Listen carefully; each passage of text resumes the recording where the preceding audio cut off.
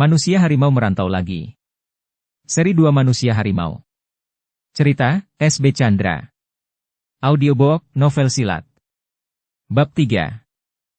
Mencari pekerjaan yang agak lumayan di Surabaya hampir sama saja dengan mencari sebilah jarum di dalam jerami.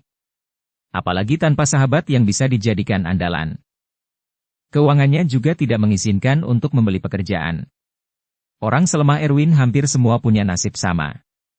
Setelah sekolah bertahun-tahun dengan harapan kelak kemudian hari bisa mendapat kehidupan yang layak, akhirnya terbentur pada kenyataan bahwa tiap tahun yang menganggur bertambah banyak. Walaupun sesekali diumumkan bahwa sejumlah instansi pemerintah akan menerima sekian ratus ribu tenaga baru. Itulah sebabnya maka di antara kuli-kuli kontraktor pembangunan seringkali terdapat yang lulusan SMA untuk sekedar jadi pengaduk semen atau memelester tembok. Habis mau apa? Itu perut tidak bisa disuruh bersabar sampai ada penghasilan. Dan inilah juga yang sedikit banyak turut menyebabkan kadangkala keamanan terganggu oleh orang-orang yang terpaksa melakukan perbuatan yang amat ditakuti dan dikutuk, mencuri, menipu dan menodong. Meskipun di antara mereka ini ada banyak yang memang dilahirkan untuk menjadi penjahat. Dalam masa cobaan berat di tempat perantauannya yang baru itulah pada suatu hari terjadi suatu malapetaka atas dirinya. Ketika ia ngomong-ngomong dengan bagian personalia pabrik kretek untuk sekedar minta jadi kuli, badannya tiba-tiba mulai terasa dingin kemudian menggigil dan ia ingin menggeliat. "Maafkan saya Pak," kata Erwin yang mau cepat-cepat berangkat pergi. Orang yang dihadapinya heran, belum ada keputusan ia sudah mau pergi. Orang ini Purnawan namanya terkenal seorang yang baik hati di pabrik dan di daerahnya tinggal. Ia salah seorang yang menerima pegawai tanpa minta sekian bulan gaji untuk dirinya. Ia senang bila bisa menolong yang membutuhkan pekerjaan. "Nanti dulu," kata Purnawan. "Saya akan coba menolong Anda." Tetapi Erwin sudah berdiri dan mulai melangkah. Tetapi ia tidak dapat menyelamatkan diri dari menutupi rahasia kehidupannya. Baru beberapa langkah ia telah mulai berubah. Dari leher ke bawah ia telah menjadi harimau dewasa. Hanya kepalanya saja lagi yang masih tetap kepala Erwin yang dengan penuh harapan mohon pekerjaan tadi. Purnawan berteriak karena ketakutan, disusul oleh jeritan beberapa karyawan lain yang kagetnya setengah mampus. Di antara karyawati ada yang jatuh pingsan sambil terkencing-kencing. Tak seorang pun berani mencegah. Selama mereka hidup belum pernah melihat keajaiban serupa ini. Yang pernah membaca buku-buku tentang kehidupan gaib dan manusia jadi-jadian kini melihat kenyataan daripada apa yang disangkanya hanya hayalan belaka. Walaupun Erwin mempunyai beberapa macam ilmu, tetapi pada saat itu ia menjadi panik sekali. Untuk kesekian kali terbukti bahwa menjadi manusia yang mewarisi harimau atau manusia yang punya kelainan dalam dirinya, seringkali menimbulkan penderitaan lahir dan batin. Sudah sejak ia merasa perubahan yang akan mengubah dirinya jadi setengah harimau itu ia memanggil-manggil nama ompung dan ayahnya, mohon bantuan. Erwin, anak muda yang banyak simpanan itu masih saja membutuhkan ayah dan kakeknya. Tetapi ia rasakan bahwa pertolongan itu tidak datang. Dari ruangan pejabat penerima karyawan sampai ke jalan raya menempuh jarak dan ruangan yang cukup jauh dan banyak. Dan orang yang menjerit serta yang lari tunggang langgang kian banyak. Akhirnya ia sampai ke pintu keluar. Penjaga yang dari tadi ketakutan karena mendengar jeritan kini melihat apa yang jadi penyebab semuanya itu. Ia tak sempat menyingkir, ia jatuh lemas di tempatnya berdiri, bagaikan manusia tidak punya tulang atau karung tak berisi. Makhluk yang manusia harimau itu telah di jalan raya kini. Tetapi aneh, tidak ada seorang pun yang menjerit atau berteriak. Padahal Erwin masih saja berbentuk muka manusia yang cukup ganteng dengan kaki dan tubuh harimau lengkap dengan ekornya. Ia lihat ke sekitarnya. Begitu banyak manusia. Dan begitu dekat dengan dia, bahkan banyak yang memandang ke arahnya. Tetapi mereka biasa-biasa saja. Tidak ada kepanikan apapun. Dengan rasa syukur yang tidak terhingga ia sadari bahwa entah ompung entah ayahnya telah datang menyelamatkan dia dari penglihatan orang-orang itu. Tetapi ketika melihat satu regu polisi bersenjata lengkap tiba dengan pick-up hanya beberapa meter dari tempatnya berdiri ia kaget kembali. Rupanya orang di pabrik rokok tadi ada yang tidak sampai kehilangan akal. Ia menelepon polisi untuk menembak makhluk yang menakutkan itu. Semua petugas keamanan itu melompat dari kendaraan menuju pintu masuk pabrik dengan bergegas, senjata siap untuk ditembakkan. Orang banyak menyangka bahwa tentu ada sesuatu kejadian di pabrik itu. Orang mengamuk karena kalap oleh upah terlalu kecil untuk keringat yang harus diperas sekian banyak atau ada tercium gerakan bawah tanah untuk merobohkan pemerintah yang sah. Orang kian banyak berkumpul. Tentu saja dengan Erwin yang masih tetap dalam wujudnya bersama mereka. Tetapi mereka semua tidak menghiraukan dia, karena ia sudah jadi manusia harimau yang jelas ada tetapi tidak terlihat oleh mereka itu. Pulanglah, terdengar oleh Erwin satu suara. Dia tak keliru. Suara ayahnya. Erwin terharu akan kecintaan ayah terhadap dirinya. Tanpa bantuan Jalubuk tentu semua orang di situ juga panik dan polisi itu ramai-ramai akan menembak dia. Dan mungkin dia telah mati. Entah dalam keadaan bagaimana. Tetapi sebagai manusia harimau atau berubah bentuk lagi jadi manusia biasa. Betapapun Purnawan yang tadi berbincang-bincang dengan dia tentu tahu bahwa dialah tadi yang melamar pekerjaan di situ. Erwin menempuh jarak yang cukup jauh. Berjalan di antara manusia dan kendaraan yang amat ramai untuk akhirnya sampai di sebuah rumah telah reot di Pandegiling. Rumah reot itu bukan milik Erwin. Ia menumpang bayar makan di situ pada Pak Atmojo, penarik becak yang kalau tidak sedang sakit berat harus kerja mati-matian setiap hari guna memungkinkan kelanjutan bernapas bagi istri dan dua anaknya. Sudah tentu makan mereka selalu kekurangan gizi dan tak heran kalau kedua anak Atmojo juga kelihatan agak pucat dan lemah, ia mewakili berjuta-juta bangsa kita yang masih harus berani hidup setaraf kemampuannya. Bahkan ada yang di bawah dia lagi. Erwin masuk langsung ke kamarnya yang hanya dilengkapi dengan sebuah bel-bel beralaskan tikar, sudah usang lagi. Erwin sudah biasa hidup agak lumayan kala dia di Jakarta, tetapi hidup melarat juga tidak jadi soal baginya, sama dengan kebanyakan orang Mandailing yang merantau. Hidup senang mau, tetapi selagi masih susah juga tidak banyak mengeluh. Dia merebahkan diri di atas bel-bel dengan perasaan amat sedih karena mendadak jadi harimau padahal sudah ada gambaran bahwa ia akan diterima di pabrik rokok itu. Harapan itu buyar sudah.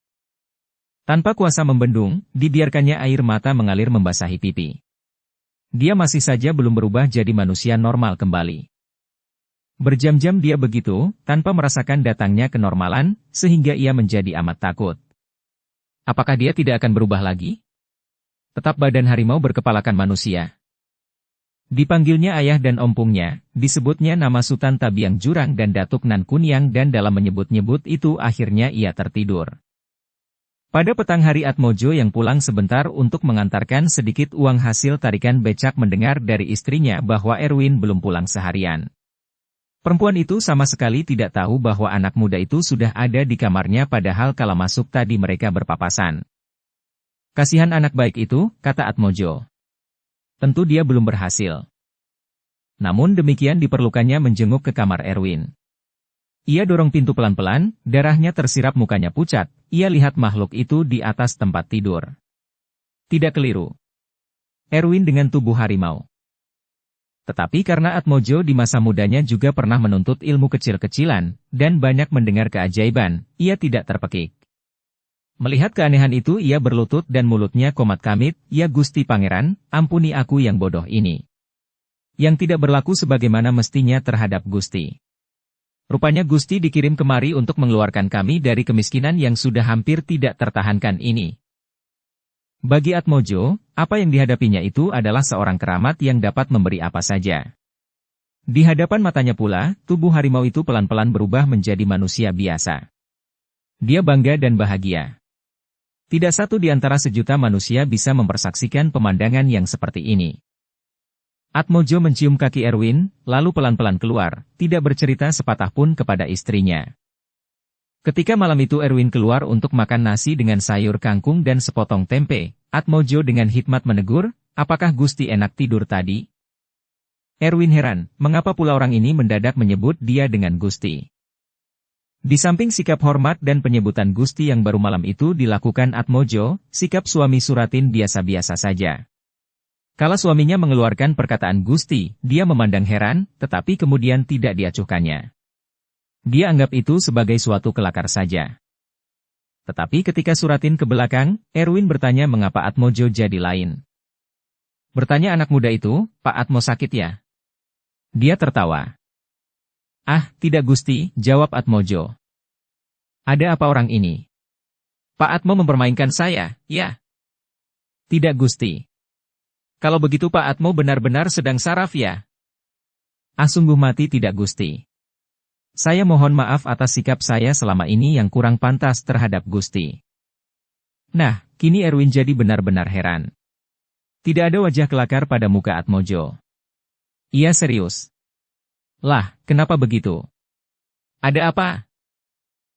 Sebenarnya Pak Atmo ini kenapa? Saya merasa bahagia atas kedatangan Gusti kemari. Apa maksudmu dengan Gusti? Bukankah itu sebutan terlalu tinggi? Memang. Hanya terhadap yang setaraf Gusti saja boleh kita panggil Gusti. Suatu penghormatan yang lebih tinggi daripada Endoro. Tetapi kenapa? Gusti akan membawa berkah kepada kami. Berkah apa? Jangan Gusti berpura-pura. Gusti manusia sakti, sangat sakti. Ampunkan saya yang secara kebetulan telah melihat kesaktian Gusti. Erwin diam. Ini bukan main-main lagi. Tentu ada sesuatu. Dia lantas ingat bahwa tadi siang terjadi suatu bencana atas dirinya. Mendadak sontak menjadi setengah harimau di pabrik rokok. Dia ingat semua itu kembali. Tergambar jelas di hadapan matanya, ia melarikan diri. Orang-orang pabrik berteriak dan menjerit ketakutan lari lintang pukang, sempat pula dilihatnya ada yang jatuh pingsan. Kemudian ia sampai di luar. Datang satu pick-up penuh polisi bersenjata. Mereka semua tidak melihat dirinya yang ada di tengah-tengah mereka. Dia teringat ayahnya, Jalubuk dan ompungnya Raja Tigor. Dia ingat meminta bantuan pada Sultan Tabiang Jurang dan Datuk Nan Kuniang, si keramat yang suka bangkit dari kuburannya yang sampai kini masih ada di Kebayoran Lama. Kemudian dia berlari pulang, berpapasan dengan Suratin yang tidak melihatnya, lalu dia masuk kamar. Dia ingat betul, kala itu dia masih setengah harimau. Setelah itu, ia mungkin tertidur dalam keadaan wujudnya manusia harimau. Setelah itu dia tak tahu apa yang terjadi. Apakah di saat ia tertidur itu Atmojo masuk dan melihatnya? Ya, hanya itu saja kemungkinan yang menyebabkan Atmojo jadi begitu takut dan hormat kepadanya. Rupanya Atmojo menganggap dia orang sakti. Nah, bagaimana sekarang? Kalau Atmojo menceritakan itu kepada para tetangga, maka satu kampung Pandegiling dengan ribuan penduduknya akan geger. Kalau nasib jelek, ia akan diuber, dikeroyok ramai-ramai. Maka untuk segala kemungkinan jelek, ia harus bermuslihat. Pak Atmojo bernasib baik rupanya. Yang mungkin terlihat tadi adalah roh nenekku yang sekali-sekali menyelinap ke dalam diriku. Jangan sekali-kali ceritakan itu kepada siapapun karena nenek akan marah, kata Erwin. Nenek Gusti, tanya Atmojo. Kalau begitu Gusti juga orang sakti. Tidak, saya orang biasa. Cuma nenekku selalu berada tak jauh dari diriku. Kalau tidak boleh diceritakan, saya tidak akan menceritakannya. Tapi kalau boleh diketahui orang banyak, maka nasib kita akan berubah. Buat apa Gusti susah-susah cari pekerjaan? Uang akan datang sendiri. Gusti akan dikeramatkan masyarakat. Jangan, itu menipu namanya. Aku bukan keramat. Tapi apa yang saya lihat tadi adalah tanda dari suatu kekeramatan. Di Jawa tidak ada penjelmaan yang begitu. Jangan, tidak boleh diceritakan. Tapi mudah-mudahan pada suatu hari nasib Pak Atmo akan berubah, karena telah melihat keajaiban tadi. Kalau Gusti berkenan menolong tentu bisa. Sudah capek narik becak lebih dari 10 tahun. Atmojo jadi lebih yakin akan nasib baik yang akan mengunjungi dirinya. Ketika ia pada esok harinya melaksanakan tugas rutin, seorang nyonya telah ketinggalan dompet di atas becaknya. Ia segera mengantarkan kembali penemuannya itu kepada pemilik. Atmojo diberi persen tak kurang dari Rp50.000, karena rupanya nyonya itu menyimpan bentuk cincin berlian seharga lebih 4 juta di dalam. Bagi Atmojo uang sekian merupakan suatu jumlah yang luar biasa, bahkan di luar jangkauan impiannya. Semua itu tentu berkat adanya Erwin yang keramat di rumahnya. Pada malamnya seorang tetangga bernama Tarminah mendadak menjerit-jerit kemudian menangis histeris. Keluarganya jadi panik. Beberapa orang pandai yang ada di sekitar tempat itu lalu dipanggil. Semuanya sependapat kemasukan setan atau buatan orang yang sakit hati. Memang Tarminah seorang janda kembang yang tergolong rupawan. Umurnya juga belum lebih dari 19 tahun. Banyak yang mengincar. Walaupun dia hanya dari golongan sedikit di atas miskin, tetapi yang mengintai kesempatan dan kemungkinan tercatat mulai dari abang becak, buruh kasar pelabuhan sampai orang-orang yang punya beberapa strip atau bintang. Namanya juga perempuan, asal cantik banyak saja yang mau. Tidak selalu si miskin untuk si miskin dan si kaya untuk orang yang banyak duit. Penyakit Tarminah yang hasil bikinan ilmu hitam itu tidak berhasil disembuhkan oleh sekian dukun yang di lingkungan Pandegiling cukup dikenal. Karena tetangga, akhirnya Erwin juga mendengar tentang musibah yang menimpa Tarminah dengan keluarganya. "Bagaimana kalau aku pergi melihat perempuan yang sakit itu, Pak Atmo?" tanya Erwin kepada tukang becak yang baru ketiban rezeki itu. Ia sering mendengar dan segera mengantar Erwin ke sana. Kedatangan Erwin sebagai orang baru, muda dan cukup tampan menarik perhatian. Baik keluarga Tarminah, maupun seorang dukun tua yang masih ada di sana. Atas permintaan Erwin, ayah Tarminah memperkenankannya melihat si sakit. Mata perempuan muda itu terbeliak, mulutnya kini tidak menceracau atau menjerit lagi. Telah terkatup rapat. Rapat sekali. Tiba-tiba ia gelak terbahak-bahak, kuat sekali untuk kemudian terkatup pula. Erwin segera mengetahui bahwa benarlah penyakit ini kiriman orang yang hendak menjahilinya. "Boleh saya coba-coba mengobatinya dengan sedikit pengetahuan yang pernah diajarkan orang tua kepada saya?" tanya Erwin. Atmojo senang sambil menantikan suatu keajaiban yang pernah dilihatnya, ia yakin Erwin dapat mengobati. "Mengapa tidak, bukankah dia keramat yang bisa menjelma jadi setengah macan?" Orang tua Tarminah setuju. Beberapa orang hadirin mengejek dalam hati, sementara si dukun tua terang-terangan menunjukkan suatu senyum sinis yang amat merendahkan Erwin. Kemudian dukun tua itu masih sempat berkata, "Ini penyakit berat dan buatan orang sangat pandai anak muda. Jangan main-main dengan coba-coba. Kalau Tuhan mengizinkan semua bisa terjadi, Pak, bukankah begitu?" kata Erwin. Ia belum mengenal dukun itu, tetapi itu juga tidak penting baginya. Tidak ada di antara hadirin yang punya harapan atas kemampuan Erwin, karena kalau sudah Pak Kasbi yang kawakan tidak bisa menyembuhkan, mana mungkin si ingusan ini bisa berbuat sesuatu. Hanya Atmojo yang tidak sangsi akan kesanggupan Erwin karena kekeramatannya. Erwin minta 3 butir lada putih dan 3 butir lada hitam. Selain itu sebilah jarum dan sebutir telur ayam. Semua disediakan oleh ayah Tarminah yang tidak bisa berbuat lain daripada mengharapkan kemampuan siapa saja yang mau mencoba. Semua bahan itu diletakkan di atas sebuah piring kecil. Erwin menjampinya. 2 lada, hitam dan putih diambil, ditekankan ke induk jari kaki Tarminah. Wanita itu mendadak menjerit lalu menangis. Tidak meraung, tapi tangis biasa, sedih dan ketakutan. Kemudian Tarminah berkata, "Jangan, jangan. Pergi kau berdebah," kata Erwin. Tapi kini Tarminah tertawa mengejek. "Hei, kurang ajar, berani kau mengejek aku?" Erwin menekankan kedua ladanya lebih kuat, kini pada kedua ibu jari kaki kemudian pada telapak tangan kiri dan kanan. Tarminah menjerit, "Ampun, ampun. Ampun moyangmu," bentak Erwin. "Kubunuh kau kalau tak pergi." "Aku pergi bersama dia," kata Tarminah. "Dia siapa?" tanya Erwin. "Ini, perempuan yang menyakitkan hati." "Hati siapa?" tanya Erwin. Tiada jawaban. Tetapi Erwin merasa dirinya panas, kian lama tambah panas. Dia tahu apa sebabnya. Dukun yang mengirim penyakit itu sedang melakukan perlawanan. Para hadirin yang dengan penuh ketegangan memperhatikan dukun muda itu melihat bagaimana wajah Erwin berkeringat kemudian menjadi merah, semula hanya bagaikan warna jambu bol tetapi kemudian memerah tua seperti cabai. Mereka merasa ngeri. Dukun Kasbi yang tadinya mengejek dan menganggap Erwin hanya manusia iseng tak tahu diri, kini berbalik merasa kagum dan heran. Bagaimana seorang anak muda bisa punya kemampuan yang begitu tinggi? Hawa panas yang bagaikan hendak membakar diri Erwin meluap ke sekitar, sehingga orang-orang yang mempersaksikan pun turut kepanasan. Mereka tambah yakin bahwa orang baru ini benar-benar punya ilmu yang amat hebat. Semula masih ada di antara mereka yang menyangka bahwa warna merah muka dan tangan Erwin itu hanya suatu permainan sulap belaka untuk menimbulkan kesan pada yang melihat. Tiba-tiba Erwin terbatuk-batuk dan Tarminah tertawa mengejek. Tak pelak, suara Tarminah adalah sebenarnya suara sang dukun yang sedang melawan kekuatan Erwin. Meskipun tak bisa dipanggil sebagaimana ia dapat meminta hadir ayah dan kakeknya, namun dalam hati Erwin menyebut-nyebut nama perempuan sakti yang menurunkan ilmu penolak ilmu hitam itu kepadanya. Nenek Hawa, tolong aku, katanya berulang-ulang. Batuk Erwin terhenti, ejek Tarminah juga turut berhenti. Kini Erwin mengambil telur ayam yang dipintanya tadi.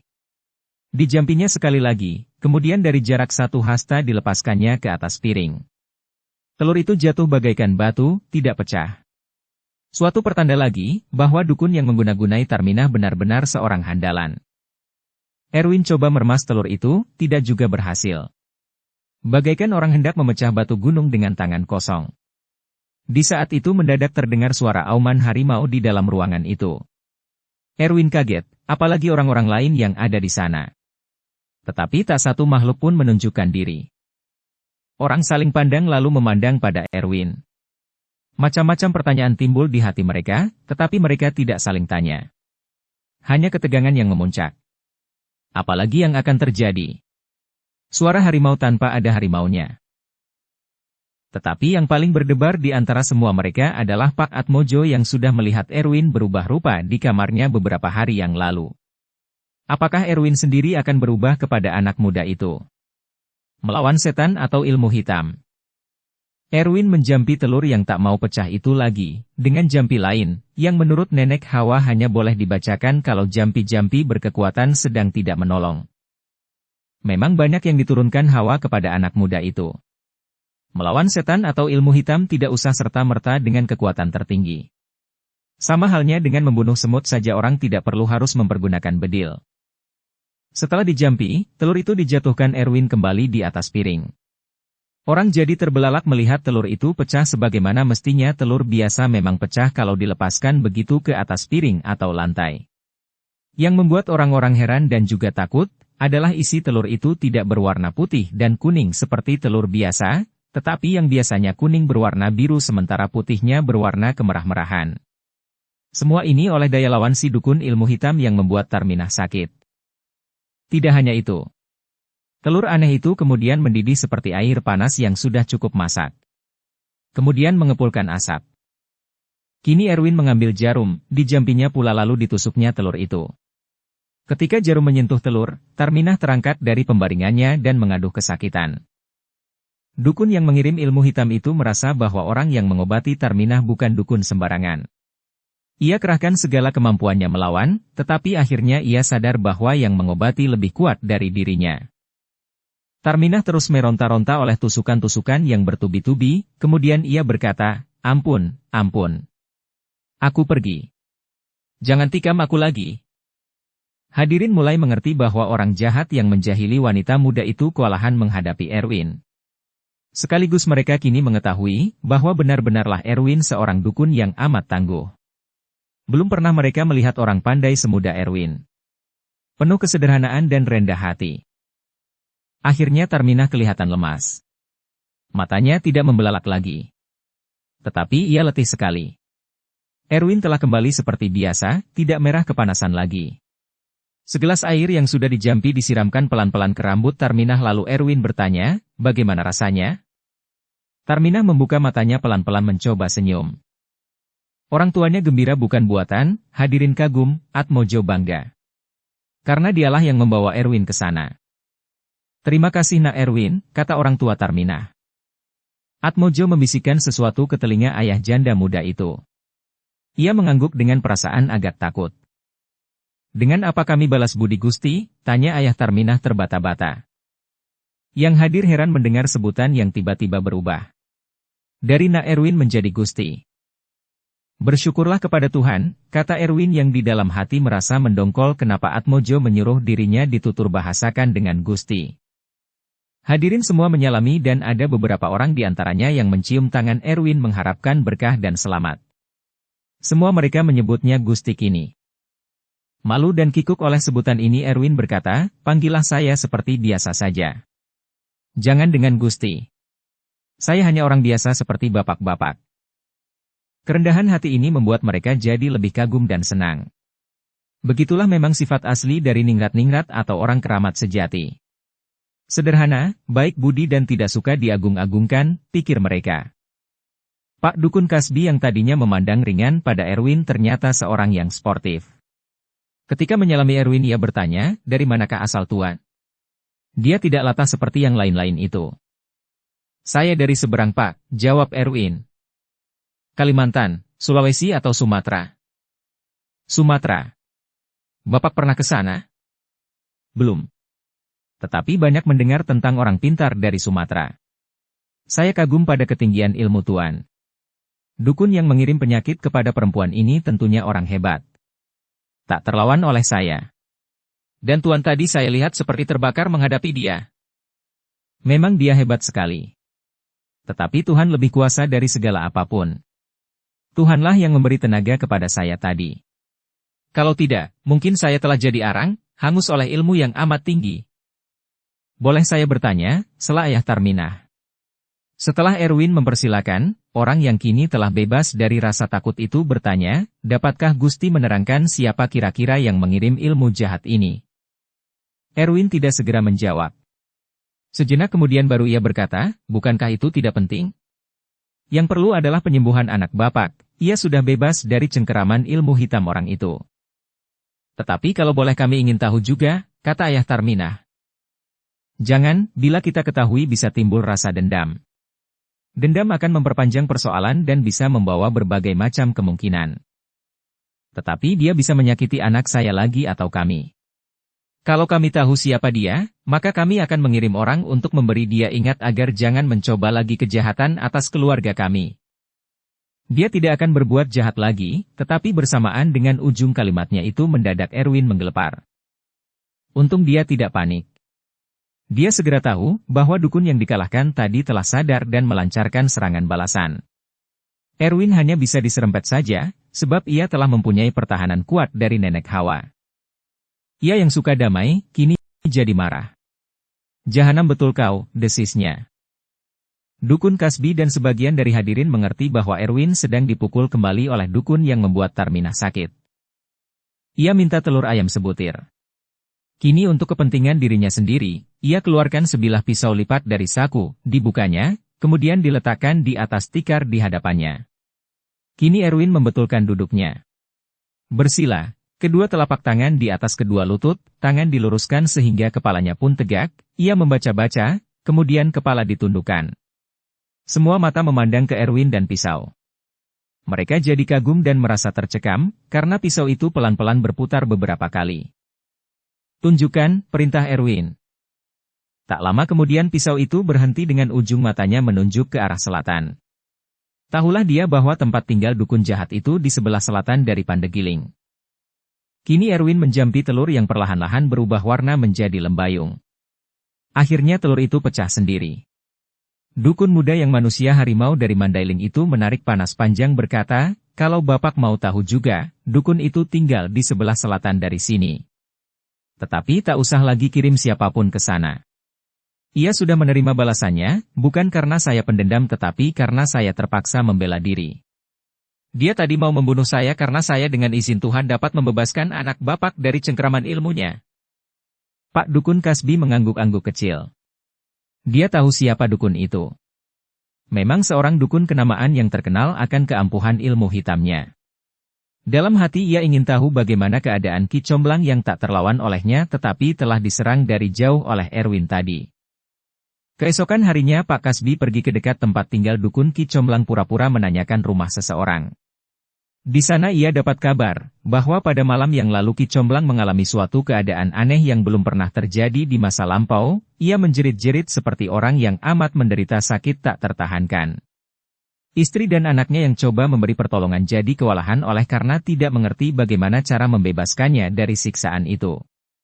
Bahwa ia merasa tersiksa amat jelas, karena ia menggeliat dan memberontak. Akhirnya seluruh tubuh Ki Comblang lemas dan ia menjadi tenang kembali. Aku dijahili orang, katanya pelan. Minta minum. Istrinya mengambil air minum dan memberikan kepadanya yang kala itu sudah terbaring berbantalkan 3 bantal disusun. Dukun terkenal itu coba mengangkat tangan untuk menyambut gelas, tetapi kiranya tak tergerakkan olehnya. Dicobanya yang lain, sama juga. Tanganku tidak bisa digerakkan, kata Ki Comblang, ia mulai cemas. Lalu dicobanya menggerakkan kakinya. Juga tidak bisa bergerak. Juga kedua kakiku, katanya merintih. Mukanya jadi pucat kembali. Begitulah cerita orang kepada dukun Kasbi. Dan sampai pagi itu kedua kaki dan tangannya tetap lumpuh tak berdaya sama sekali. Karena kenal padanya, maka Kasbi mampir ke rumah rekan yang sakit itu. Ia lihat Ki Comblang terbaring di sana. Saya mendengar Kang Mas mendadak sakit, kata Kasbi. Ki Comblang memandang dengan mata layu dan mengangguk sedikit. Dari istri si sakit, Kasbi mendengar ulangan cerita yang sudah diketahuinya. Kini ia melihat dengan mata sendiri bukti dari serangan Erwin yang ia sendiri pun turut menghadirinya. Ia dijahati orang jahil, kata istri Ki Comblang. Heran, kami tidak punya musuh. Mengapa orang berlaku begitu terhadapnya? Perempuan itu ngomong seenaknya, seolah-olah begitulah keadaan yang sebenarnya. Siapakah orang jahil itu? Tanya Kasbi berlagak bodoh. Tidak tahu. Tentu orang yang sakit hati.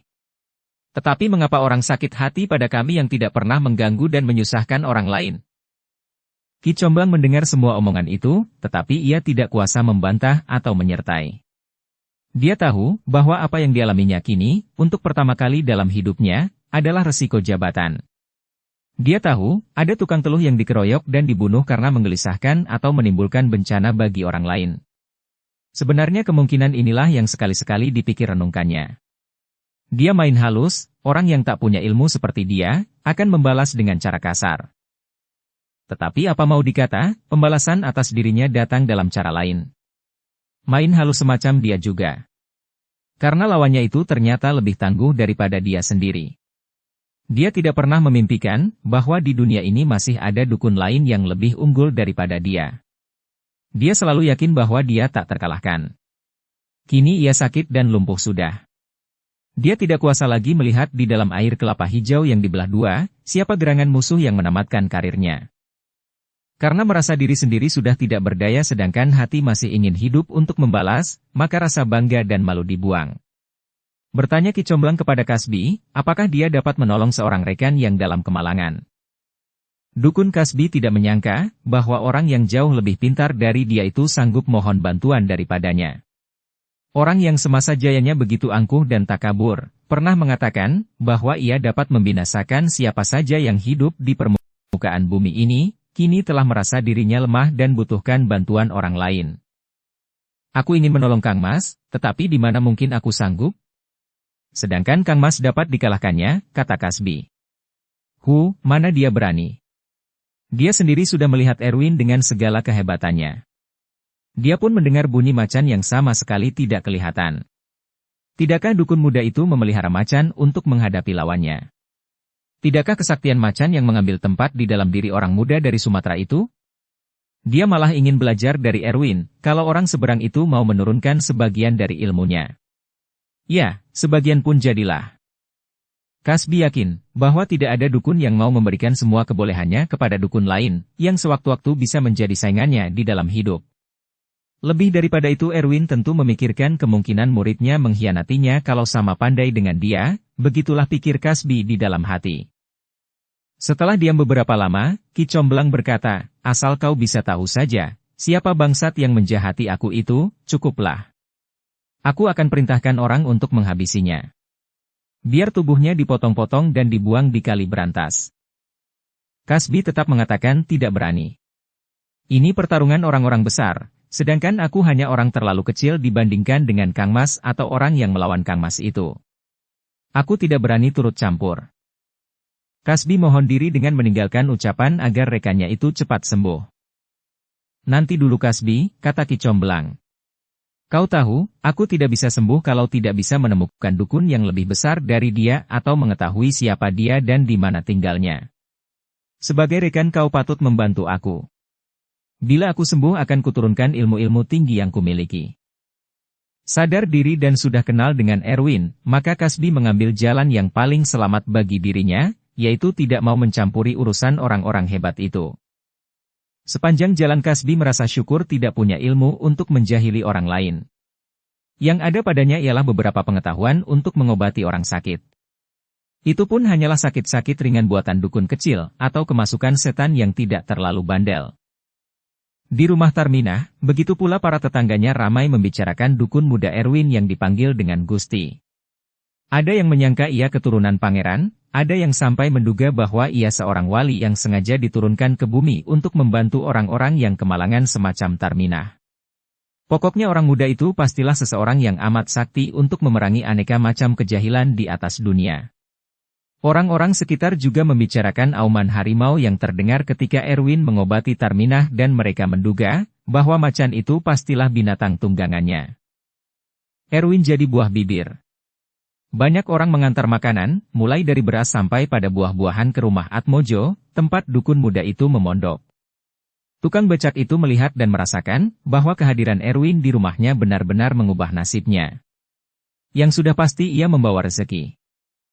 Kehebatan Erwin diceritakan dari mulut ke telinga orang-orang luar Pandegiling. Tanpa susah-susah pasang iklan, banyak penduduk Surabaya sudah mengetahui tentang adanya seorang keramat atau wali yang suka menolong sesamanya tanpa meminta bayaran.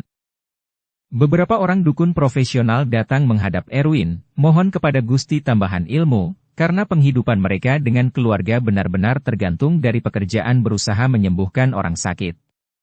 Dengan halus Erwin terpaksa menolak permintaan mereka, oleh karena ia datang ke Surabaya bukan menjadi guru perdukunan tetapi untuk mencari pekerjaan guna kelanjutan hidupnya.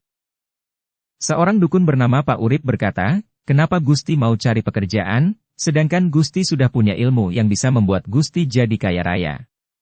Dengan kepandaian Gusti pasti akan banyak sekali orang datang minta tolong dan mereka yang kaya tidak akan segan-segan membayar mahal. Erwin tidak bisa kecil hati atau marah atas pendapat Pak Urip, karena ia memang dukun yang mengandalkan kebolehannya untuk menghidupi diri dan keluarganya. Lain halnya dengan Erwin. Kita sama-sama ingin membantu siapapun yang butuh pertolongan Pak Urip, tetapi saya belum boleh buka praktek secara resmi sebelum lewat 3 tahun sejak saya mempelajari ilmu pengobatan, kata Erwin. Ia menerangkan bahwa gurunya berada jauh di sebuah gunung di Mandailing, masih keluarga dan tidak menerima murid. Dukun-dukun yang diberi penerangan itu bisa menerima, walaupun merasa kecewa. Tetapi walau bagaimanapun mereka senang pada Erwin karena ia begitu lembut dan selalu meminta agar dirinya jangan disebut dengan Gusti. Dalam hal ini para dukun dan tetangga tidak mau mengubah sebutan, karena mereka yakin bahwa minimal Erwin tentu seorang keramat dan kepada orang keramat orang tidak boleh sembarangan. Salah-salah bisa kualat. Mulut bisa jadi bengkok, kaki bisa pincang, pemandangan bisa rabun dan rambut bisa berguguran. Beberapa orang tetangga yang ditimpa sakit dan minta bantuannya selalu ditolongnya, tetapi hanya manakala penyakit itu buatan orang. Yang begitu tidak selalu kejadian. Makanya dalam banyak penyakit Erwin menganjurkan agar mereka berobat ke dokter karena penyakit bukan bagiannya untuk menangani. Kian tersebarlah berita bahwa Gusti Erwin adalah seorang dukun khusus pengobat segala macam penyakit buatan orang jahil. Beberapa dukun berilmu hitam mulai membenci dirinya walaupun belum pernah punya urusan dengan dia. Mereka khawatir buatan mereka terhadap seseorang akan sembuhkan oleh Erwin. Tetapi karena mengetahui bahwa Erwin mempunyai ilmu tangguh, melebihi Ki Comblang yang amat terkenal dan kemudian lumpuh kaki dan tangan maka mereka tidak berani mencobakan ilmu hitam mereka terhadap Erwin. Tetapi 3 orang dukun telah mengatur suatu pertemuan dan mufakat untuk menyingkirkan Erwin dari dunia, karena dirinya akan menyebabkan keampuhan dukun-dukun jahat ini mempunyai imbang yang amat tangguh. Ketiga orang berilmu dan berpikiran jahat ini mencari pembunuh bayaran yang tidak sukar didapat. Di zaman kini pukul dan bunuh bukan lagi suatu pekerjaan luar biasa bagi sejumlah insan sadis yang memang hidup dari menjagal sesama manusia. Mereka tidak peduli siapa yang jadi sasaran, pokoknya dibayar untuk jasa-jasa mereka. 2 bersahabat, Wardoyo dan Yongki telah menyanggupi dan terima persekot 100.000. Manakala sudah terlaksana akan terima bayaran lagi 100.000. Perenggutan nyawa Erwin tidak dilakukan di Pondok Atmojo, karena rumah-rumah di Pandegiling sangat padat. Akan susah melarikan diri setelah pelaksanaan tugas. Tetapi dari penyelidikan beberapa hari, mereka mengetahui bahwa anak Mandailing itu agak sering juga keluar malam. Sekedar jalan-jalan atau sesekali nonton. Memang akan terasa sangat sumpek tinggal di gubuk menjelang kantuk. Wardoyo dan Yongki merasa beruntung sekali ketika pada suatu malam Selasa Erwin keluar rumah. Sehebat-hebat dukun kalau diserang dengan senjata, apalagi oleh dua orang jagoan yang mengerti berkelahi pasti akan kewalahan. Mayat tidak perlu dibuang, biar saja menggeletak di tempat ia menghembuskan napas terakhirnya. Kedua pembunuh bayaran itu mengikuti Erwin untuk nanti di tempat yang sepi dicabut nyawanya. Erwin sama sekali tidak tahu bahwa ia dibuntuti. Dia tidak menyangka akan dianiaya karena tidak merasa menjahili siapapun. Tak lama lagi kita akan tiba di tempat yang tepat, kata Yongki. Wardoyo mengangguk sambil berkata, bahwa pekerjaan sekali ini termasuk salah satu di antara yang paling mudah melaksanakannya dengan upah yang lumayan. Jangankan 200.000. Dikala terdesak keuangan, 50 juga disanggupi. Tetapi tiba-tiba Wardoyo bertanya, kau dengar itu? Apa? Tanya Yongki. Suara mendengus. Sudah 2 kali ku dengar. 2 kali aku menoleh, tidak ada apa-apa. Hayalanmu. Kalau kelihatan, kita babat. Begitu ia selesai berkata, benar-benar ia pun mendengar suara dengus yang dikatakan Wardoyo. Yongki menoleh, tetapi ia tidak melihat suatu apapun. Bukan hanya itu, ia kini mendengar langkah-langkah berat. Wardoyo juga mendengarnya. Setan barangkali, kata Yongki. Jangan heran kalau mereka agak takut. Jangan dikira pembunuh pasti tidak takut pada apa yang dinamakan setan, iblis atau jin. Berani mereka cuma terhadap manusia yang bisa dilihat dengan jelas.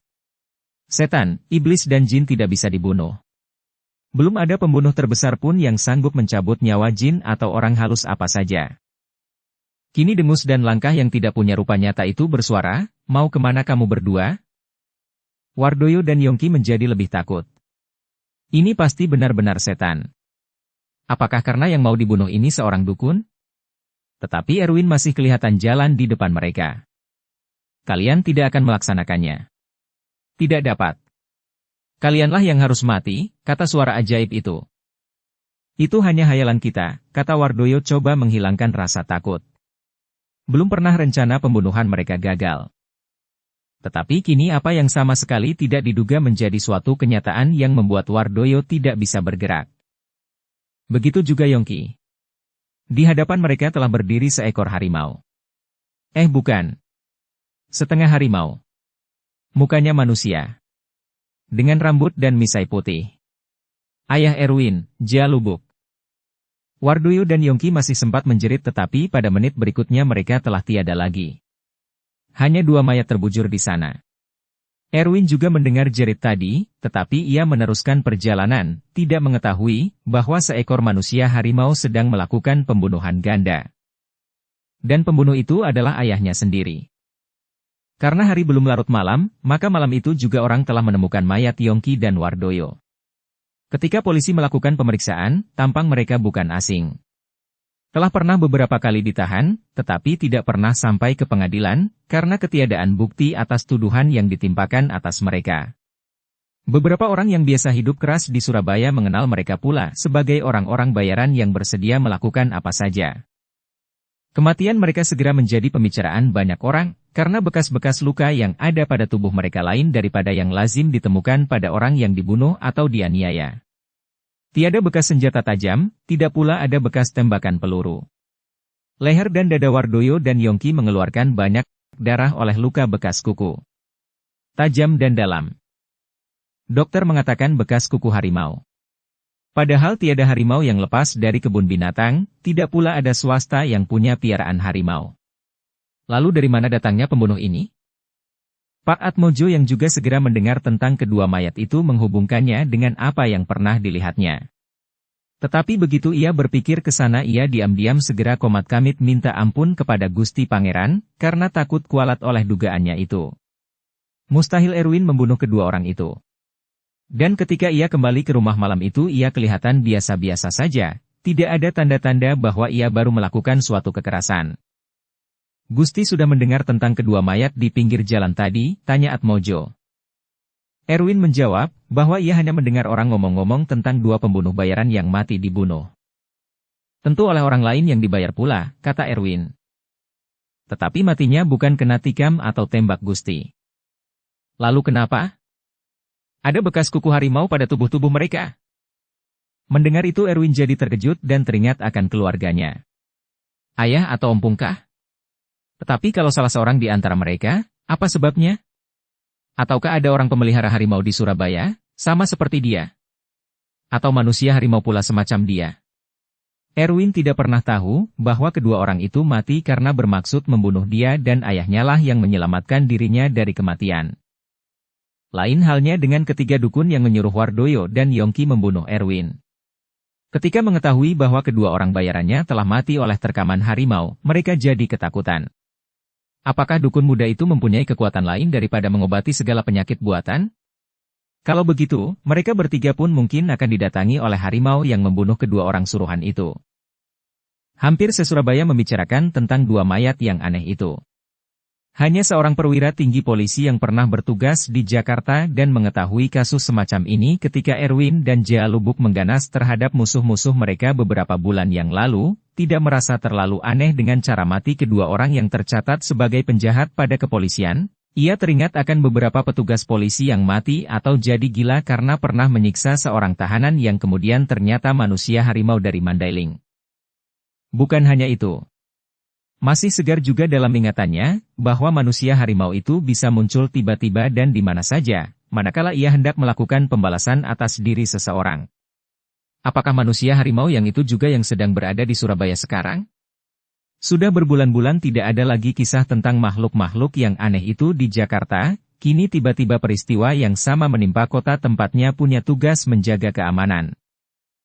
Dalam lamunannya sendiri di rumahnya, siap hendak ke kantor itulah mendadak ia merasa bahwa ia bukan sendirian di kamarnya. Dan secara tiba-tiba datang rasa takut di dalam dirinya. "Jangan kau campuri urusan ini Sabirin," kata satu suara. Tenang, tegas dan penuh wibawa. Yang punya atau mengeluarkan suara belum tampak. Suara itu melanjutkan, "Bukankah kau sudah tahu di Jakarta, bahwa kami hanya datang kalau kami diganggu atau hendak menyelamatkan seseorang? Kami hanya manusia-manusia yang amat malang, yang tidak pernah sebahagia kalian. Yang tidak pernah menimbulkan keonaran, kalau tidak disakiti. Kami tidak pernah punya kedudukan enak seperti sementara manusia biasa yang bernasib baik tetapi selalu punya hati culas. Kau tahu Sabirin, kami tidak pernah menyalahgunakan kepercayaan. Tidak pernah korupsi. Jangankan miliar atau juta, 1 rupiah pun tidak. Kami hidup atas tenaga kami sendiri, tidak pernah mengambil hak orang lain. Apalagi hak negara dan rakyat." Sabirin tambah takut, ia mulai gemetar dan duduk kembali di kursi, kemudian keringat membasahi diri dan pakaiannya. Kini pemilik suara itu tampil di hadapannya. Begitu saja bagaikan tersembul dari lantai. Seekor harimaukah? Ataukah seorang manusia? Makhluk ini mewakili hewan dan manusia. Wajahnya manusia, tua, gagah dengan misainya yang putih disertai mata yang seperti memancarkan cahaya menyilaukan. Selebihnya tubuh harimau loreng. "Aku tidak akan mencampuri urusan kalian," kata Sabirin. Suaranya gemetar. Kegagahan yang kadang-kadang berubah jadi kesombongan manakala ia sedang bertugas, hilang lenyap sama sekali. Kini, polisi yang sudah perwira tinggi itu hanya makhluk yang merasa dirinya kecil tak berarti. "Aku kenal padamu Sabirin," kata Jea Lubuk. "Kau dan beberapa banyak kawanmu sekomplotan telah bertahun-tahun mencuri, bukan? Padahal kau mestinya membasmi kejahatan, termasuk menangkapi para pencuri. Banyak sekali uang yang kalian ambil dengan kesempatan yang ada pada kalian.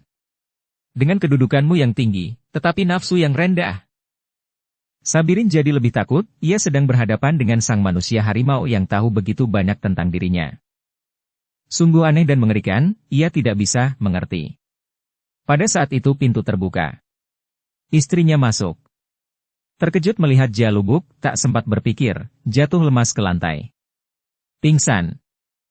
"Aku yang membunuh kedua penjahat malam tadi. Karena mereka hendak membunuh seseorang yang tidak berdosa. Mereka itu dibayar oleh 3 orang berhati dengki. Kau siarkan berita ini. Dan pikir-pikirlah kembali tentang kejahatanmu itu," kata Jea Lubuk lagi, lalu ia hilang. Sabirin masih terduduk di kursinya. Belum kuasa bangkit menolong istrinya yang tergeletak di lantai.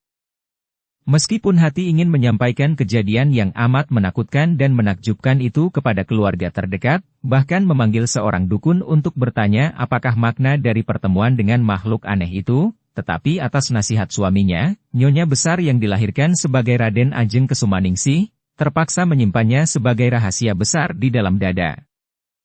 Tetapi mengapa dia mendatangi kita? Tanya Nyonya Sabirin kepada suaminya. Suaminya menceritakan bahwa itulah yang dinamakan manusia harimau, adanya hanya di Sumatera dan dia pun berasal dari Sumatera, tetapi sesekali mengembara keluar pulaunya. Diterangkan juga oleh sang pati yang korup itu, bahwa masa mereka di Jakarta juga ada peristiwa semacam itu. Kini wanita itu teringat kembali akan apa yang pernah ia dengar dan baca tentang manusia harimau, ketika suaminya masih menjalankan praktek sebagai penegak hukum, sekaligus sebagai pencuri tingkat atas di Jakarta.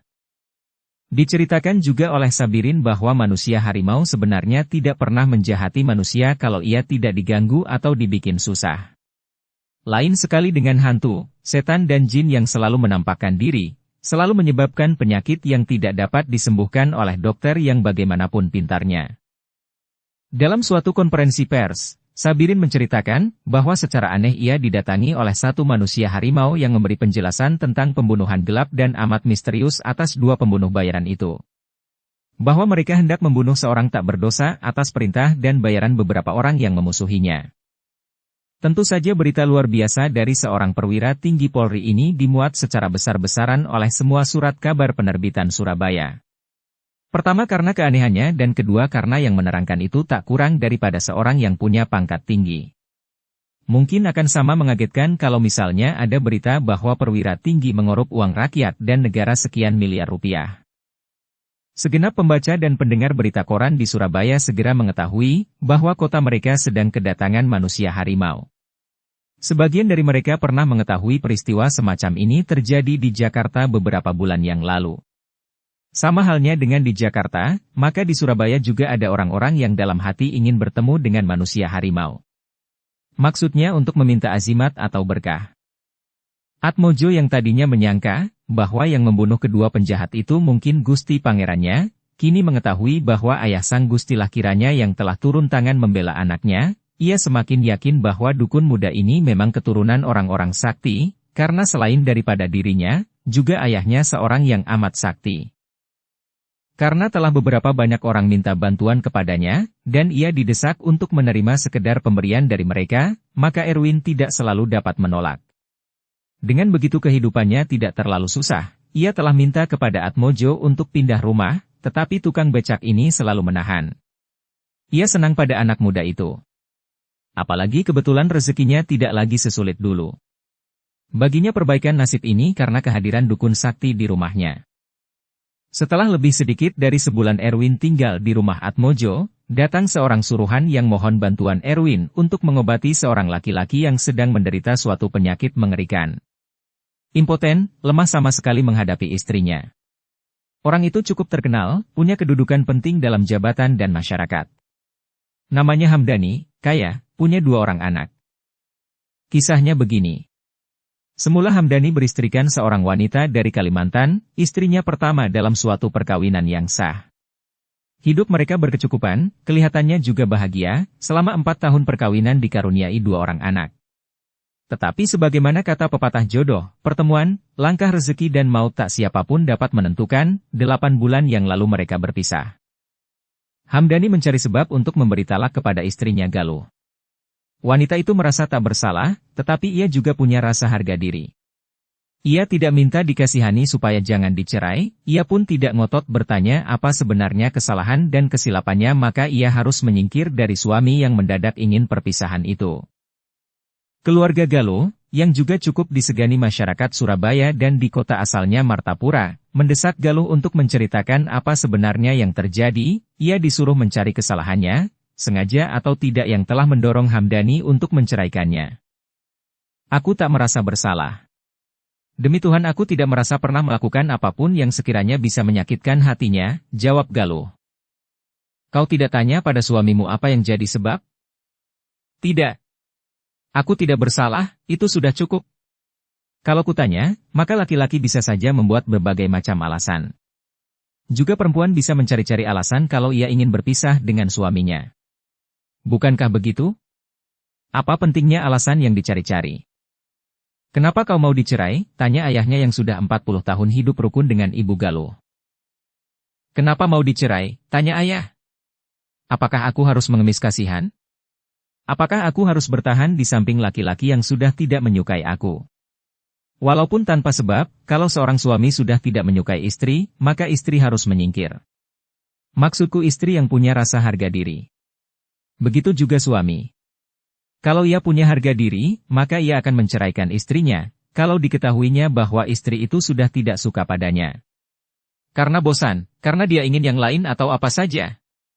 Suami atau istri tidak perlu hidup dengan teman seperahu yang sudah tidak menghendaki dirinya. Kalau ngotot, sama juga dengan hidup dalam neraka. Dan kedua anakmu, kata ibunya menyela. Aku tahu. Dalam tiap perceraian, anak-anaklah yang selalu jadi persoalan.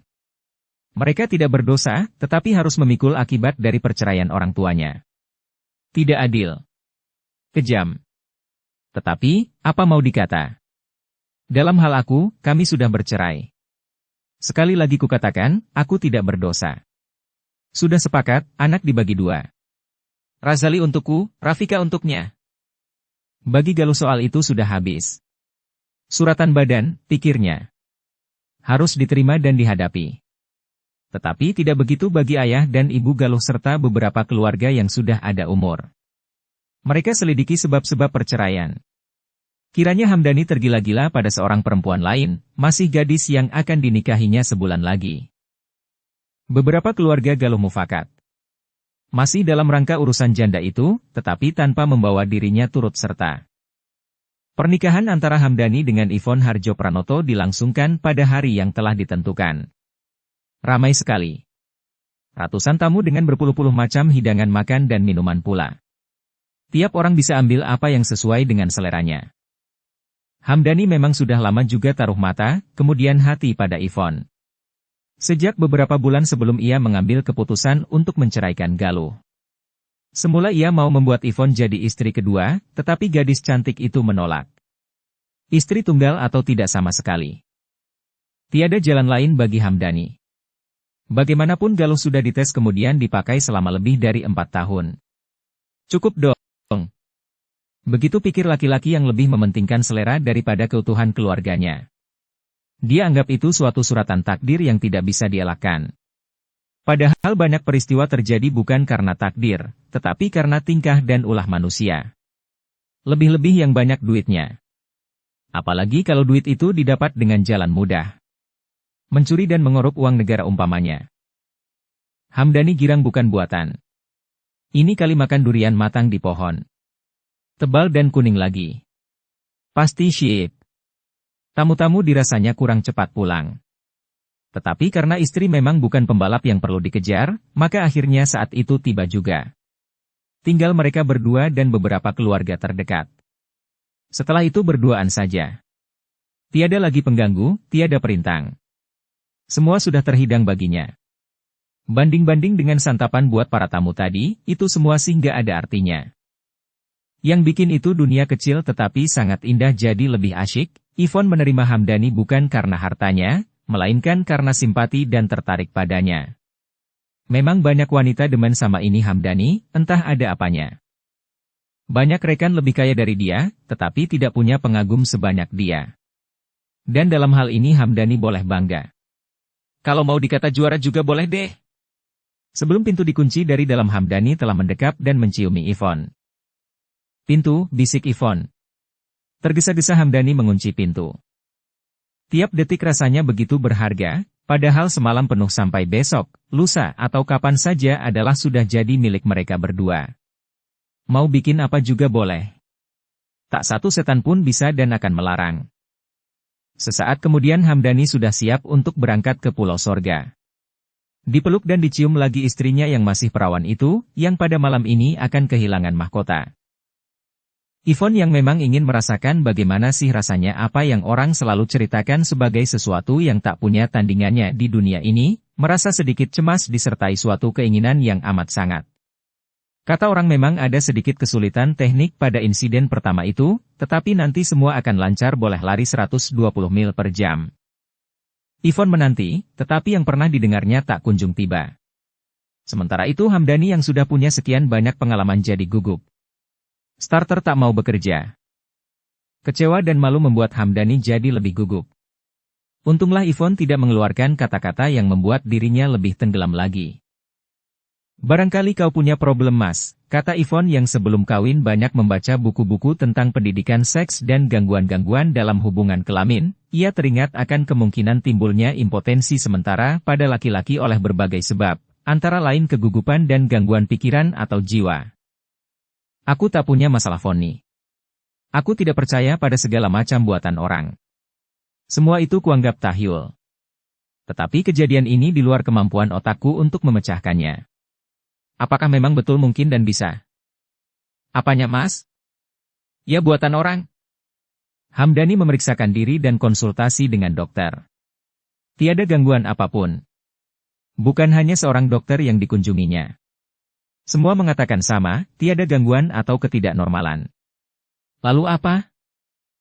Atas anjuran keluarga dan seorang sahabat terdekat ia minta bantuan seorang dukun. Ia mengatakan bahwa keadaan aneh itu buatan orang.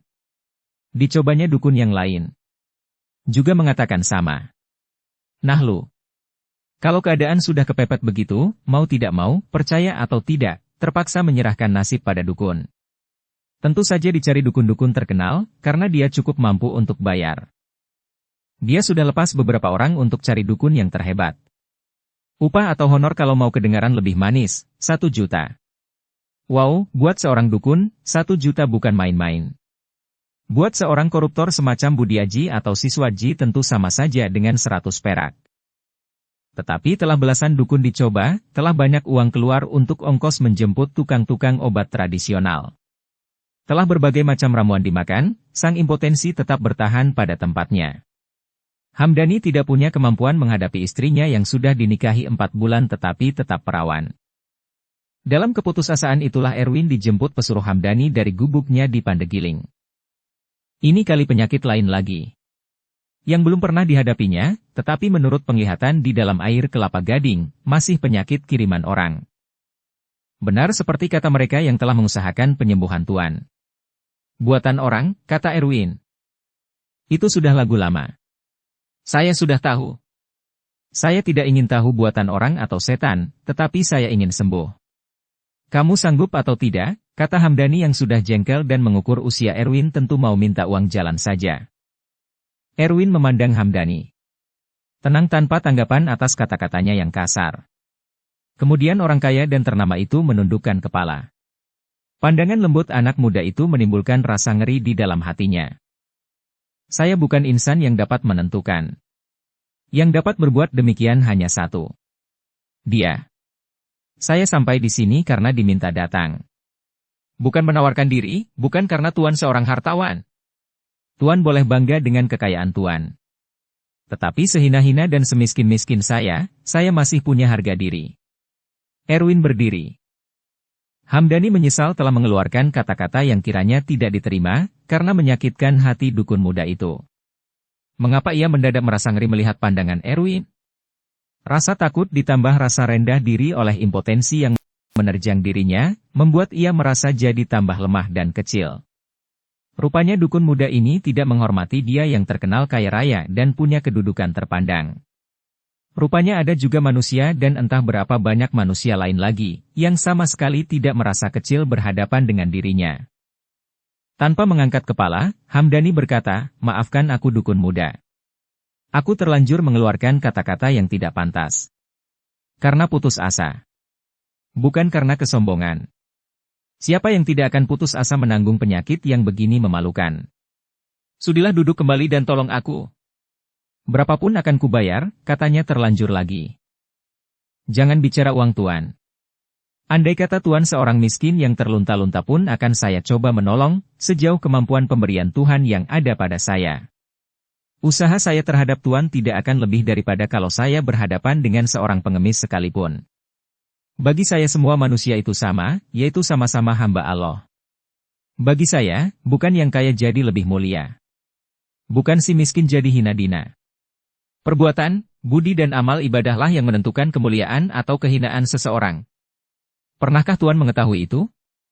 Pernahkah Tuan dengar bahwa harta kekayaan hanya hiasan sementara orang hidup yang bisa lenyap seketika bila Tuhan menghendakinya? Kata Erwin sambil duduk kembali menghadapi orang sakit itu.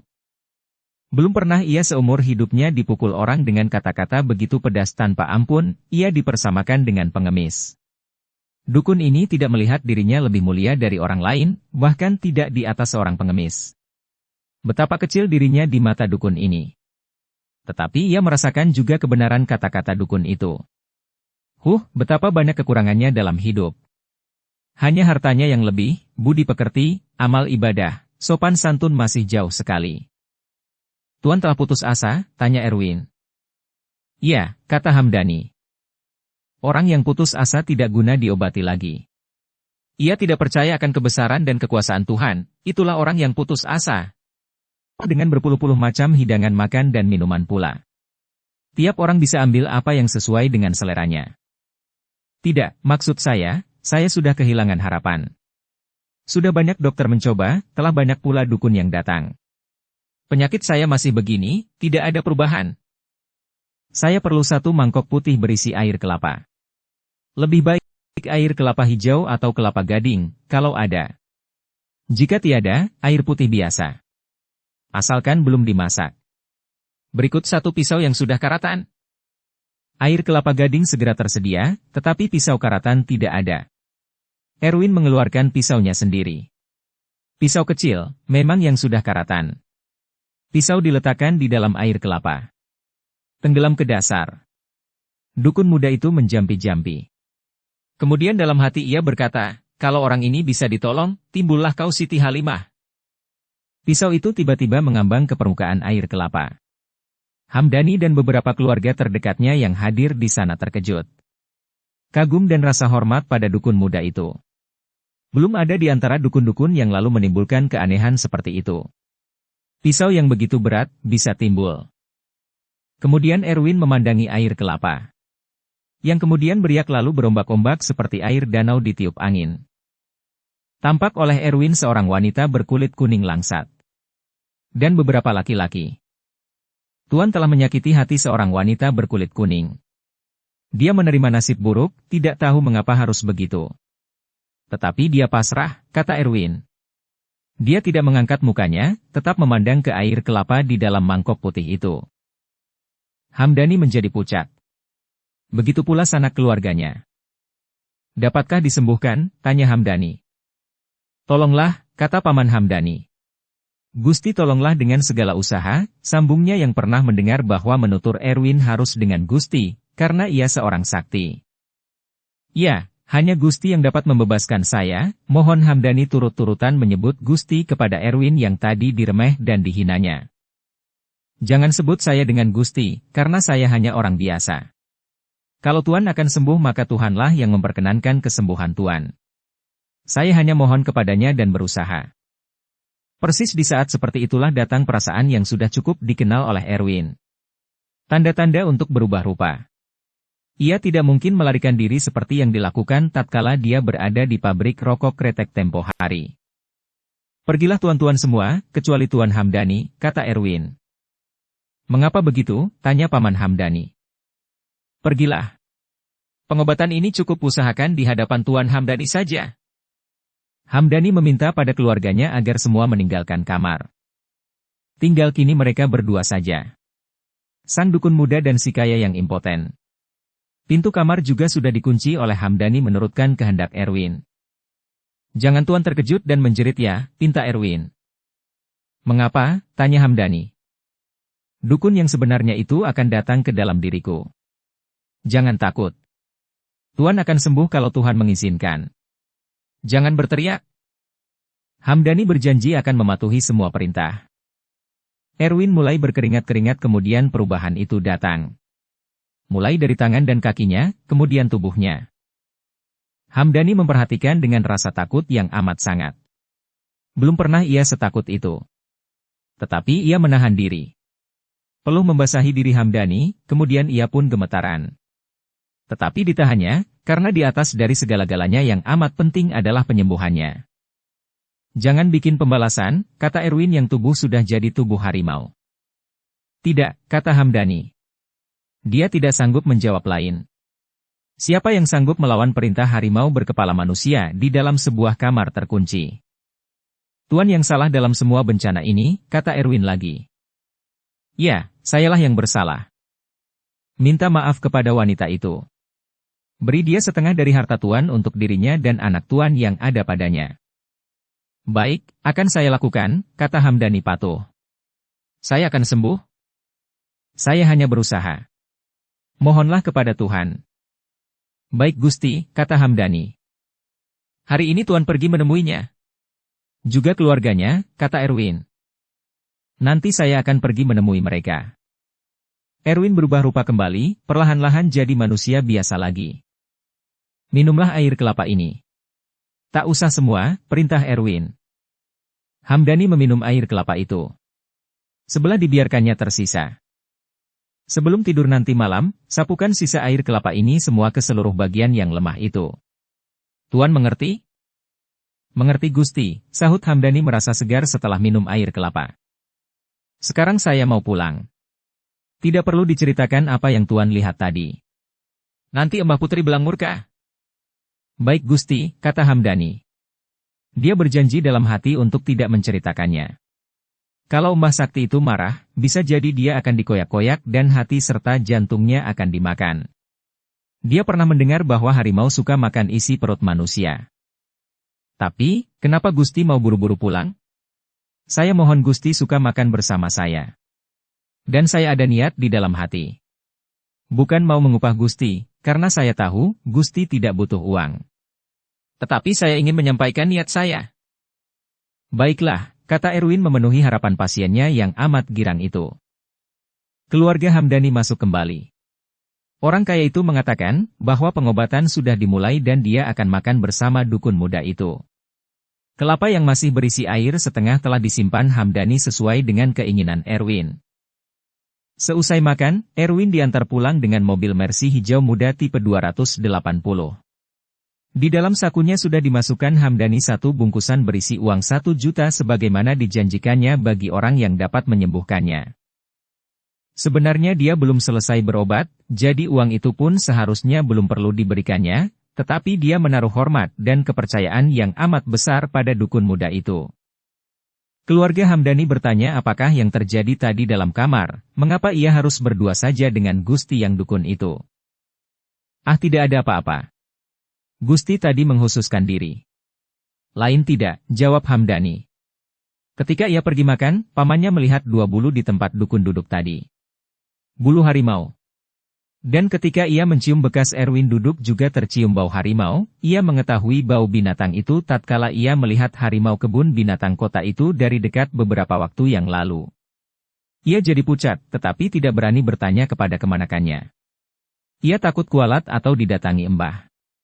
Dengan teka-teki di dalam benaknya Paman Hamdani yakin bahwa dukun itu memang dukun, ajaib, yang penuh rahasia.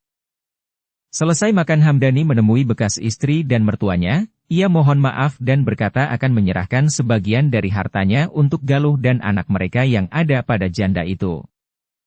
Malam harinya Hamdani mempergunakan sisa air kelapa untuk memandikan alat tubuhnya yang lemah.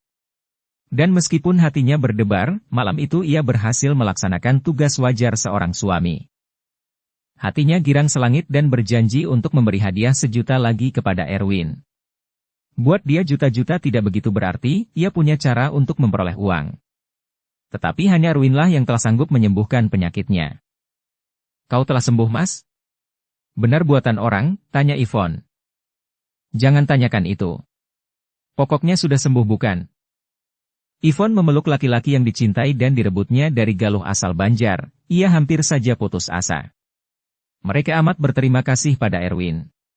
Dialah sebagai perantara untuk mohon penyembuhan dari Tuhan, sebagaimana Erwin selalu mengatakan, bahwa sembuh atau tidaknya seorang yang sakit bukan tergantung pada seorang dukun tetapi pada Tuhan yang dapat memperkenankan atau menolaknya. Dukun itu masih muda sekali ya, Mas? Hebat betul dia. Ya, tidak disangka orang semuda itu mempunyai kebolehan yang begitu tinggi. dan orang memanggilnya dengan Gusti. Rupanya ia keturunan bangsawan.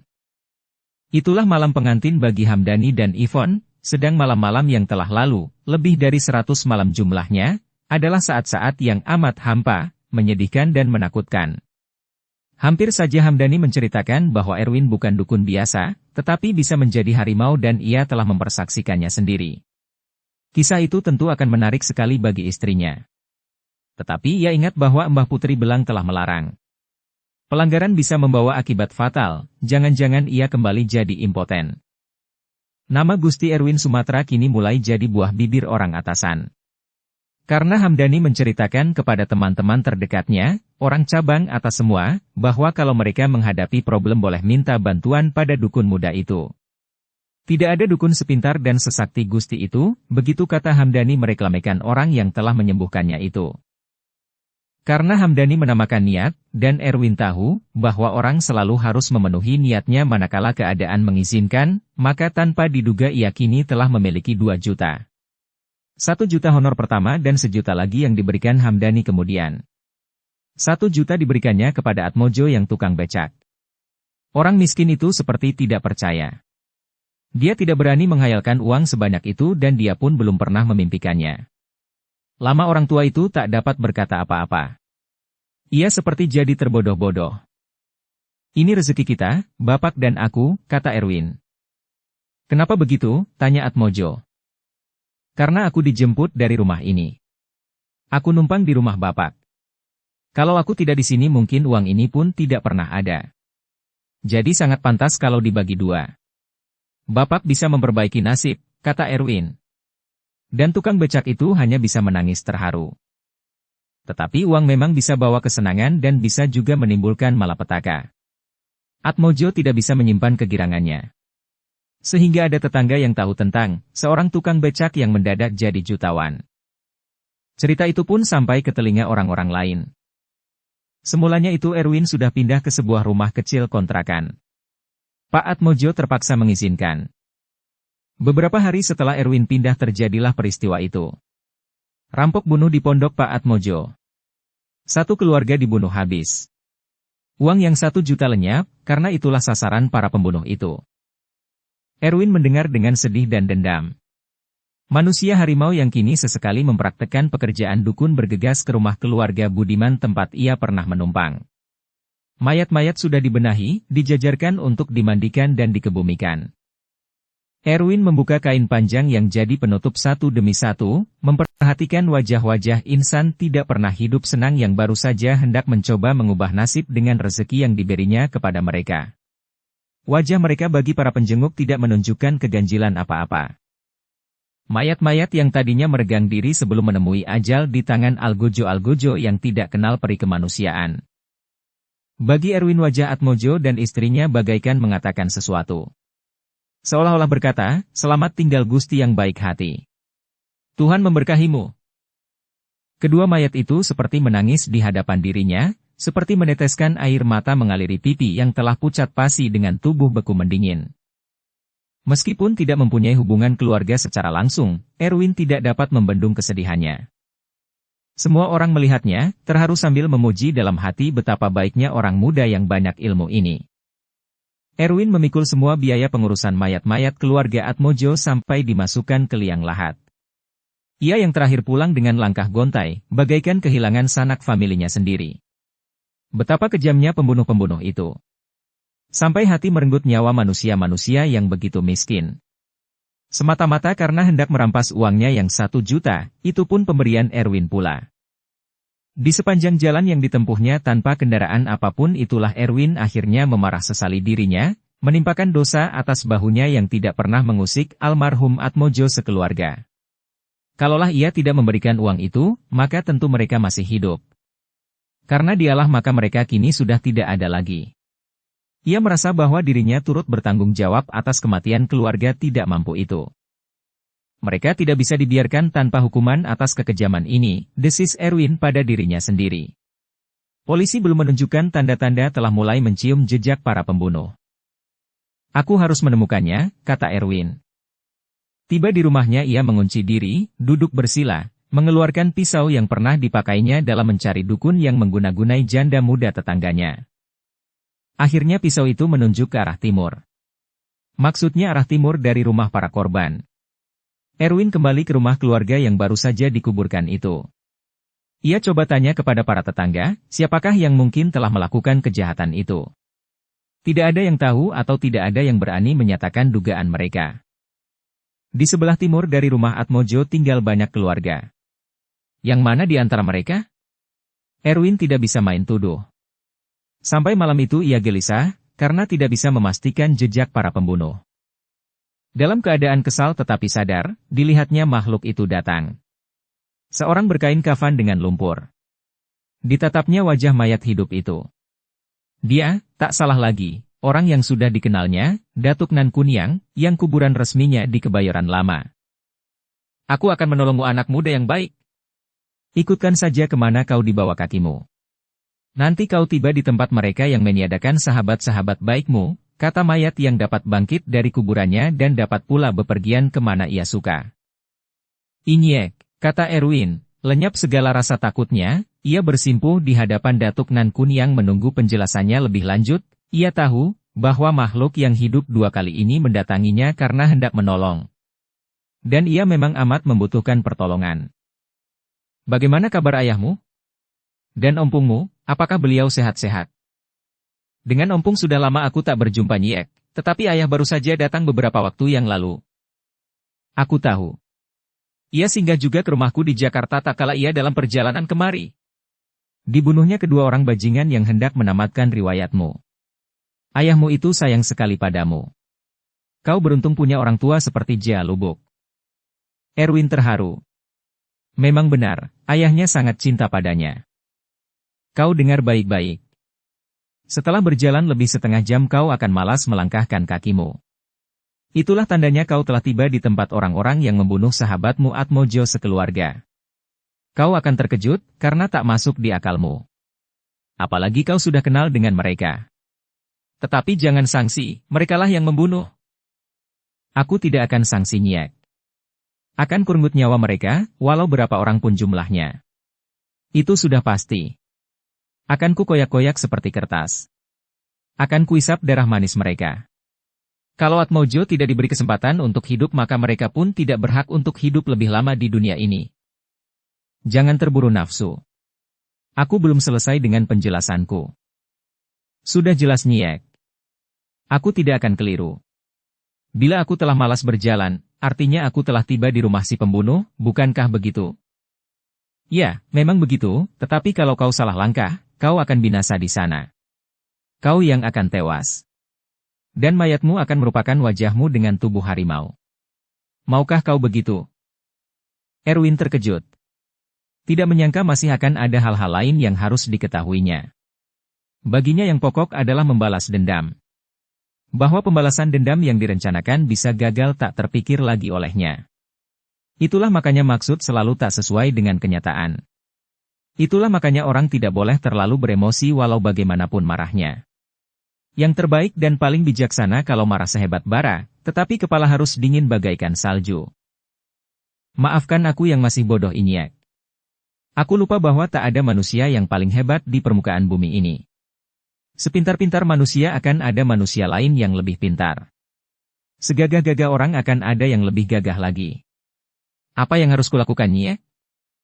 Sebagaimana orang semula tidak menyangka bahwa kau punya kebolehan yang begitu tinggi, maka kau pun tidak menyangka bahwa kedua orang yang kelihatan bodoh itu, juga punya simpanan yang cukup ampuh. Mereka tidak bisa jadi harimau seperti kau, pun tidak bisa mengobati orang yang sakit oleh kejahatan manusia lain. Tetapi mereka mempunyai sesuatu. Barang yang amat sederhana. Hanya sepotong tulang orang mati berbalut kain hitam tergantung di atas pintu masuk ke rumah mereka. Disitulah letak semua kekuatan mereka. Benda itu sudah ditapakan di Gunung Kawi selama 7 bulan oleh seorang penuntut ilmu hitam. Karena pertapa itu pernah menerima budi dari ayah kedua pembunuh itu, maka benda itu dihadiahkannya kepadanya. Akhirnya turun ke anak-anaknya yang menempuh kehidupan sebagai penjahat. Datuk Nan Kunyang menerangkan kepada Erwin agar kala memasuki rumah kedua orang pembunuh itu ia mengambil azimat yang tergantung di atas pintu. Setelah itu, makhluk dari kuburan itu hilang dari hadapannya. Erwin tercenung seketika mengingat apa yang dipesankan olehnya, ia juga memikirkan bagaimana ia nanti masuk ke rumah kedua penjahat itu. Dengan bismillah ia melangkahkan kaki, berjalan menurut kehendaknya, tanpa tujuan tertentu. Setelah setengah jam berjalan, ia terhenti. Kakinya tak mau lagi dilangkahkan. Ternyata ia berada di Pandegiling, di mana ia pernah tinggal pada almarhum Atmojo beberapa waktu yang lalu. Inikah rumah para pembunuh? Tanyanya di dalam hati. Tetangga Pak Atmojo sendiri. Tetapi pesan Datuk Nan Kuniang ia tak boleh ragu-ragu. Pintu rumah itu masih terbuka, tandanya penghuninya belum tidur. Erwin mengucapkan Assalamualaikum, suara dari dalam mempersilakannya masuk. Yang punya rumah tak menaruh curiga apapun. Mana tahu, barangkali rekan-rekan satu profesi membawa info yang bisa mendatangkan rezeki. Erwin masuk. Cepat ia melihat ke atas pintu bagian dalam. Dan memang ada satu bungkusan kecil tergantung di sana. Ia renggutkan benda itu, yang ia yakini tentulah azimat yang diterangkan oleh Datuk Nan Kuniang tadi. Barang itu segera lenyap ke dalam saku Erwin. Oh, Gusti, apa kabar? Tinggal di mana sekarang? Tanya Pak Imin yang kakak dari Saimin. Setelah basa-basi, Erwin dipersilakan duduk dalam rumah yang amat sederhana itu. Erwin berkata, saya datang untuk mengadakan sedikit perhitungan. Pak Imin dan Saimin merasa heran, perhitungan apa maksud pendatang yang dukun itu? Kami tidak mengerti, kata kedua saudara itu hampir serentak. Sebagaimana kalian tahu, saya tempo hari mondok di rumahnya Pak Atmojo. Ya, kami ingat. Kami juga mendengar cerita tentang keahlian Gusti dalam mengobati penyakit-penyakit kiriman orang jahil. Kasihan sekali Pak Atmo sudah tidak ada. Ia dibunuh bersama anak dan istrinya oleh orang kejam yang tidak dikenal. Heran, kalau misalnya ada urusan dengan Pak Atmo mengapa pembunuh berdarah dingin itu masih membunuh semua. Bukan pembunuh, tetapi pembunuh-pembunuh, kata Erwin. Oh, lebih dari satu? Polisi sudah menangkap orang-orang ganas itu? Belum. Dani. Loh, bagaimana polisi tahu ada lebih dari satu pembunuh? Pembunuhnya ada 2 orang dan kabarnya rumahnya juga tidak jauh dari rumah Pak Atmojo. Cepat Pak Imin dan Saimin saling kerling. Saya katakan tadi, saya datang untuk membuat perhitungan. Perhitungan apa yang Gusti maksud? Ah, jangan berpura-pura lagi. Kalian yang membunuh Pak Atmojo sekeluarga karena hendak merampok uang mereka yang 1 juta. Kalian bangsat-bangsat kejam. Jangan sembarang tuduh, orang asing, kata Pak Imin. Ia mulai marah. Bagi orang marah tidak ada lagi perkataan Gusti. Apa Gusti? 1000 Gusti akan mereka bikin mampus kalau berani main kasar pada mereka, begitu pikir kedua saudara itu. Apalagi di dalam rumah sendiri. Siapapun tidak akan sanggup menyentuh mereka. Mereka punya jaminan untuk itu. Polisi saja pun akan lemah lunglai kalau masuk rumah Pak Imin dan Saimin dengan tujuan menangkap mereka. Kalian mungkir, tanya Erwin dengan satu bentakan keras. Kami beritahu, bukan kami pelakunya. Nah, enyahlah kau dukun. Di sini tidak ada orang sakit untuk kau obati, kata Saimin. Aku datang untuk mencabut nyawa kalian. Gila. Kau gila dan bodoh, kata Saimin lagi. Boleh jadi. Bukan boleh jadi. Kau pasti gila. Hanya orang gila yang berani masuk dengan niat jahat ke dalam rumah kami ini. Pergilah selagi masih ada kesempatan. Aku akan pergi setelah menamatkan riwayat kalian. Tentu bukan hanya keluarga Atmo yang sudah kalian bunuh, semata-mata karena kalian pencuri dan perampok. Binatang kau, kata Pak Imin marah. Dia menerjang Erwin, tetapi manusia harimau itu mengelak. Saimin menonton saja. Pak Imin sendiri sudah lebih dari cukup untuk membinasakan orang tak tahu diri itu, pikirnya. Kau melawan bentak Pak Imin lagi, sementara Saimin berkata, cepat selesaikan. Sewaktu Saimin berkata demikian itulah, Erwin melompat dan memberi satu tamparan yang tidak diduga oleh Pak Imin. Kurang ajar, dia merasa sakit. Kok jimat di atas pintu mogok kerja?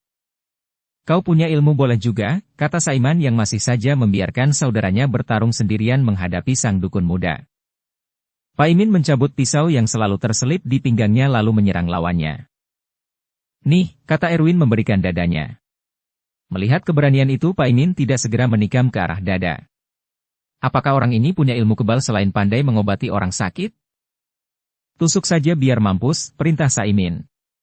Pak Imin menurut anjuran, tetapi pisaunya bagaikan menikam batu granit. Karena kuatnya hentakan itu, pisau Pak Imin bengkok. Lihat pintu, kata Pak Imin. Saimin bergegas keluar dan masuk lagi sambil langsung menerjang Erwin dengan ucapan, sudah hilang. Bajingan, kau ambil apa di rumah kami, hardik Pak Imin. Ambil jimatmu. Nanti baru ambil nyawamu, jawab Erwin, kini tenang-tenang saja. Kau curang, kata Saimin. Tidak sebinatang buas kalian, membunuh keluarga Atmojo. Untuk itu kalian harus bayar dengan nyawa. Kedua pembunuh itu memperhebat serangan bersama-sama. Dan Erwin merasakan sendiri, bahwa mereka juga handalan. Tentu punya ilmu lumayan. Erwin sengaja tidak mau mempergunakan seluruh tenaga. Hanya dalam hati ia minta agar dia berubah jadi harimau. Benar, ini kali ia ingin berubah jadi harimau. Walaupun Erwin menyimpan sebahagian dari tenaganya, namun Saimin dan saudaranya berkelahi dengan agak panik, karena jimat yang biasanya jadi handalan utama telah tiada. Dalam hati mereka berpikir, bahwa Erwin ini tentunya punya ilmu khusus untuk mengetahui di mana letak kekuatan seseorang. Ataukah ada orang lain yang memberitahukan kepada dukun dari Sumatera itu? Kalau kau benar-benar jantan, kembalikan jimat kami yang kau curi, kata Saimin dengan suara menghina supaya Erwin merasa malu. Kembalikan dulu nyawa kawan-kawanku, kata Erwin membalas. Sebenarnya, kalau jimat dari tulang mayat yang telah 7 bulan ditapakan itu tidak diambil dari tempatnya, maka begitu Erwin hendak menyerang lawannya, matanya akan jadi rabun, tidak bisa melihat di mana Saimin dan Paimin berdiri. Kehilangan daya lihat itu saja sudah akan membuat Erwin jadi panik, walaupun ia mempunyai banyak ilmu. Dan kalau sekiranya Erwin punya ilmu lain untuk mematahkan kekuatan jimat itu dalam hal penglihatan, maka pukulan Erwin bagaimanapun kerasnya tidak akan menimbulkan rasa sakit pada diri Saimin dan Paimin. Tetapi pukulan anak muda itu tadi dirasakan begitu sakit oleh Paimin. Di saat itu sebenarnya ia sudah merasa heran, tetapi ia masih menganggap bahwa rasa sakit itu agaknya hanya disebabkan pukulan yang sangat ampuh dan dilancarkan dengan berbagai kekuatan jampi. Permintaan Erwin untuk jadi harimau nampaknya sia-sia, karena ia tidak merasakan datangnya perubahan sebagai pertanda. Kalau ia mempergunakan segenap tenaganya, mungkin ia dapat membinasakan kedua orang lawannya, tetapi ia dengan sengaja ingin membuat kedua lawannya menjerit-jerit ketakutan dan ingin pula meninggalkan kesan lain nanti, manakala kedua lawannya telah tewas. Tetapi pukulan anak muda itu tadi dirasakan begitu sakit oleh Paimin.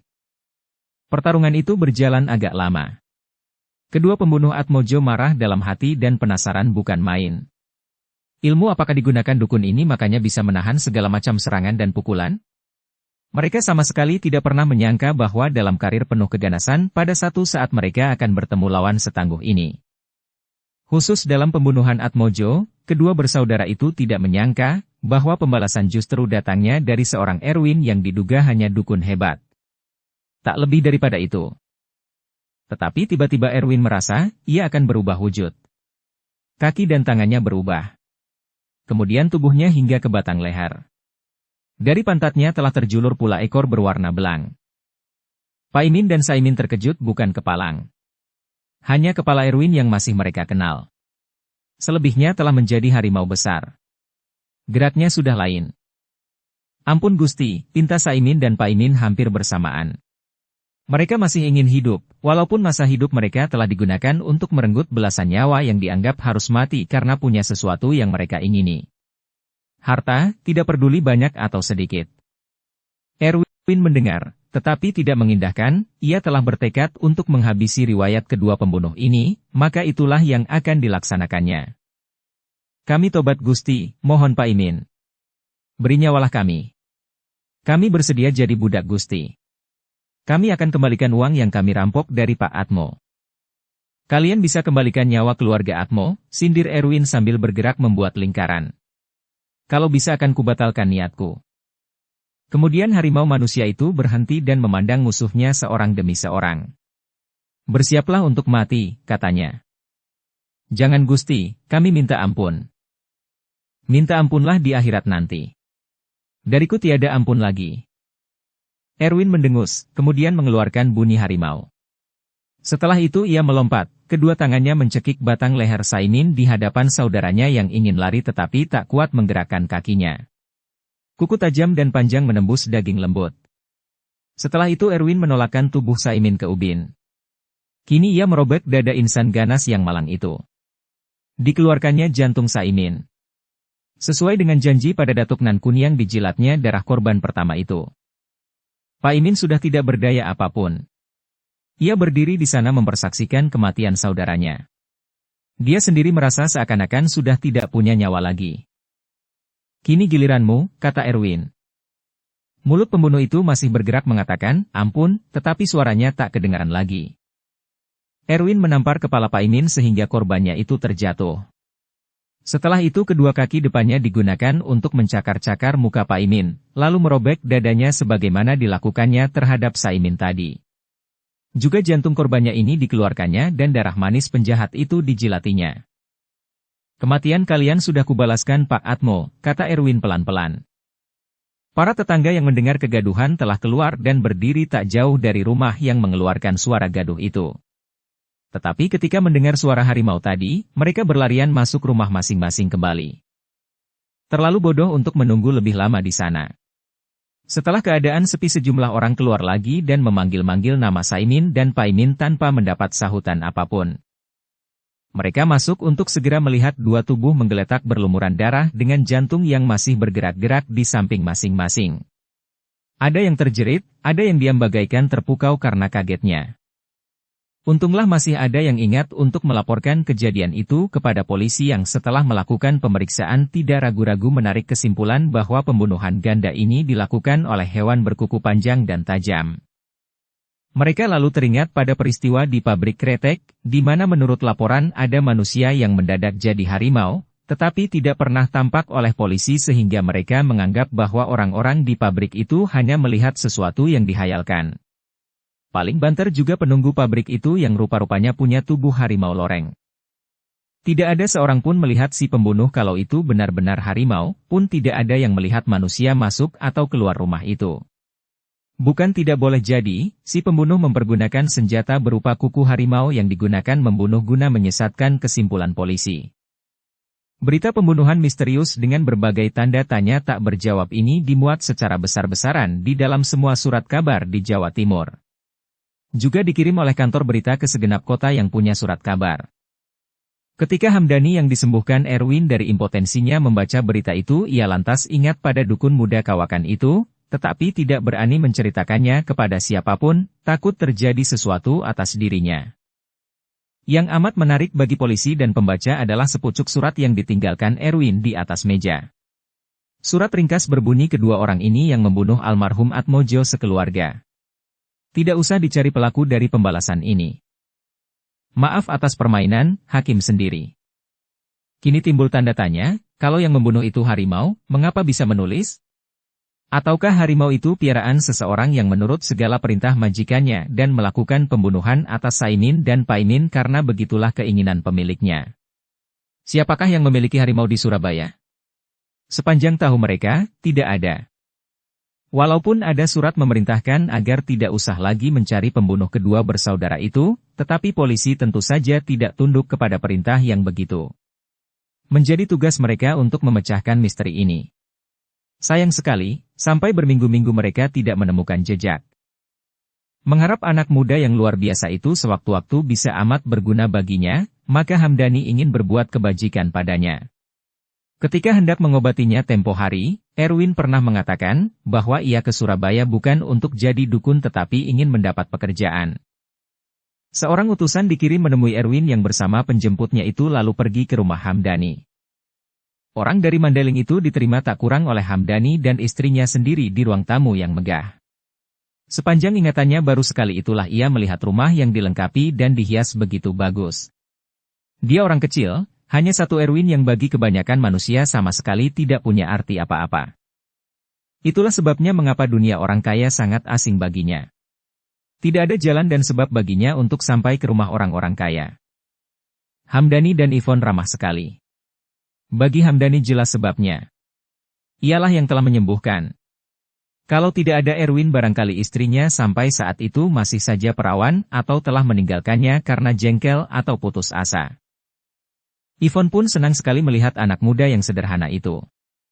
Bukan terutama karena ia telah menyembuhkan suaminya. Tetapi karena sesuatu yang lain pada wajah dan pembawaan Erwin.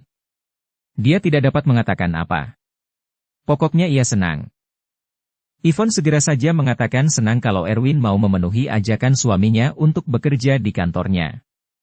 Ditambahkannya, kalau Erwin bisa dan mau mengemudikan mobil, lebih baik bekerja untuk keperluan rumah saja Mas. Begitulah 2 hari kemudian dukun muda itu telah menjadi sopir di rumah Hamdani. Orang kaya ini senang atas kesediaan Erwin dan ia langsung menaruh kepercayaan padanya. Orang yang punya ilmu dan kemampuan begitu pasti seorang yang baik dan tidak menyukai penyelewengan apapun. Tetapi lebih dari Hamdani, istrinya yang paling gembira, ia telah simpati pada anak muda itu dan kini ia bisa selalu memandangnya. Sungguh mati, kalau seorang wanita muda sudah tertarik pada seseorang, maka kehadiran orang itu di dekatnya akan merupakan sesuatu yang amat menyenangkan. Walaupun tidak punya niat atau pikiran yang bukan-bukan di dalam benaknya. Dalam hati Hamdani menilai Erwin bukan hanya sebagai pegawai, tetapi juga sebagai dokter tradisional dan sekaligus bodyguard terselubung yang lebih ampuh dari pengawal manapun juga. Dia yakin tidak ada orang yang melebihi kehebatan Erwin. Perhatian istri Hamdani, Yvonne pada sopir itu kian lama kian besar. Aneh memang sifat wanita. Pada Hamdani boleh dikata sudah ada semua-muanya yang kiranya jadi idaman wanita. Banyak sekali kelebihan Hamdani sebagai manusia dibandingkan dengan si Erwin yang hanya orang dusun dari kampung itu. Tetapi bagi Yvonne toh ada kelebihan yang tampak oleh matanya pada Erwin yang tidak ada pada suaminya. Apa yang dilihat oleh matanya? Kegantengan? Hamdani juga ganteng. Usia. Hamdani belum dapat dikatakan sudah tua. Tetapi andai kata pun dia tua, toh banyak sekali nona-nona atau wanita-wanita muda sekarang memberi prioritas kepada yang sudah ada umur daripada pemuda yang suka jual tampang. Masih mentah, kata mereka. Entah apanya yang mentah. Cara ngomong, cara bergaul, cara memikat atau cara-cara lain yang harus dikatakan rahasia pribadi? Erwin sendiri tidak mengetahui bahwa majikannya kian hari tambah suka padanya dan akhirnya mengingini dirinya. Dalam perkataan, ingin, tercakup begitu banyak. Bahkan tercakup segala-galanya. Kalau pada mulanya ia Saban, bepergian dengan Erwin sebagai sopir, duduk di belakang, maka kini Yvonne duduk di samping Erwin. Katanya supaya lebih enak ngomong-ngomong. Pintar juga cari dalih. Tidakkah lebih baik ibu duduk di belakang, tanya Erwin pada suatu ketika. Mengapa begitu? Saya tidak pantas duduk berdampingan dengan ibu. Kalau bapak merasa kurang senang karena ketidakpantasan dan tidak biasa dilakukan majikan. Bagi kami, kau bukan sopir dan kami bukan menganggap diri sebagai majikan. Kau adalah sahabat, bahkan pelindung, kata Yvonne. Erwin tertawa kecil. Kadang-kadang Tuhan membantu saya menyembuhkan orang sakit. Hanya itu. Sama sekali bukan pelindung. Saya tidak punya apa-apa. Kau terlalu merendahkan diri Erwin. Tetapi itu sifat yang baik. Pokoknya suamiku tidak akan marah dan tidak curiga apa-apa. Mendengar kata-kata curiga, Erwin bertanya dalam hati mengapa wanita itu menggunakan istilah curiga. Apa yang mau dicurigakan? Antara dia dengan istri orang kaya itu tidak ada apa-apa. Aku ingin melihat negerimu. Tentunya penuh kisah misteri, ya, tanya Yvonne. Daerah kami masih terkebelakang. Hampir belum dijamah pembangunan. Daerah miskin dengan rakyat yang sebagian terbesar juga miskin, tetapi syukur tidak ada yang kelaparan. Kata Yvonne ketika merasa saatnya tepat untuk berkata begitu. Aku boleh berterus terang? Tentu saja, jawab Erwin. Dia jadi ingin tahu tentang apa majikannya mau berterus terang. Kau pakai apa sih? Yvonne mengajuk untuk menutupi rasa malu. Pakai apa? Inilah yang kelihatan pada badanku ini. Ibu kira pakai apa? Kata orang di Sumatera banyak ilmu pekasi yang hebat-hebat. Darah Erwin tersirap. Dia bisa menduga mau kemana wanita muda yang cantik dan yang sekaligus istri majikannya ini. Saya tidak tahu tentang yang begitu, Bu. Benar saya tidak tahu, sahut Erwin. Untuk seketika lamanya Yvonne berdiam diri. Rasa malu masih memenangkan dorongan gairah, ia berpikir bagaimana ia menyampaikan hasrat hatinya kepada sopirnya ini. Erwin, kau mengerti apa maksudku? Tanyanya sejurus kemudian. Saya rasa mengerti, kalau saya tidak keliru faham, jawab Erwin. Bagaimana? Aku ingin jawabanmu. Saya tidak tahu siapa yang bisa memberi ilmu atau jimat pekasih. Memang saya pun ada mendengar tentang ilmu yang begitu, tetapi saya sendiri tidak menguasainya. Kalau saya bisa tentu saya bantu ibu, kata Erwin sejujurnya. Buset. Ini dukun bukan orang yang pintar dalam semua hal, pikir Yvonne. Rupanya dia tidak mengerti apa yang dimaksud Yvonne. Dia sangka perempuan ini mau jimat pekasih. Erwin kini yang bicara lagi, saya kira bagi ibu tidak perlu yang begitu.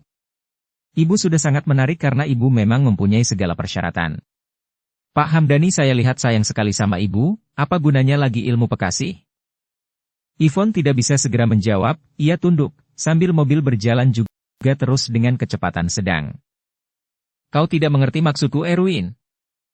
Masa iya? Lalu apa yang ibu maksudkan? Tadi kau katakan aku memenuhi persyaratan. Ya, jawab Erwin singkat.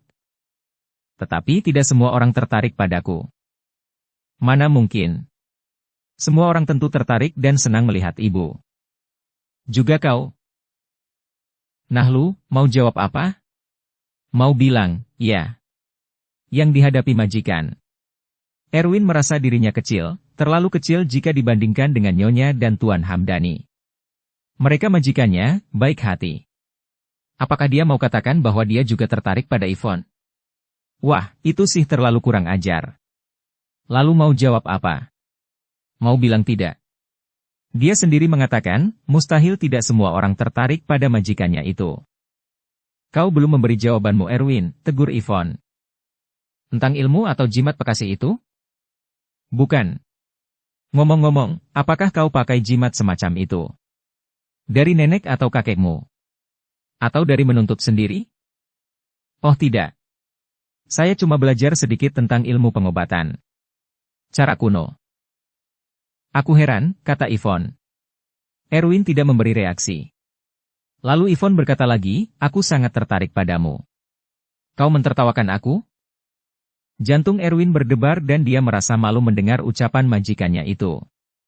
Itukah yang dimaksud oleh Nyonya kaya itu tadi dengan ilmu pekasih? Rupanya wanita itu menyangka bahwa dia memakai jimat atau jampi-jampi untuk disukai orang. Kau mentertawakan aku?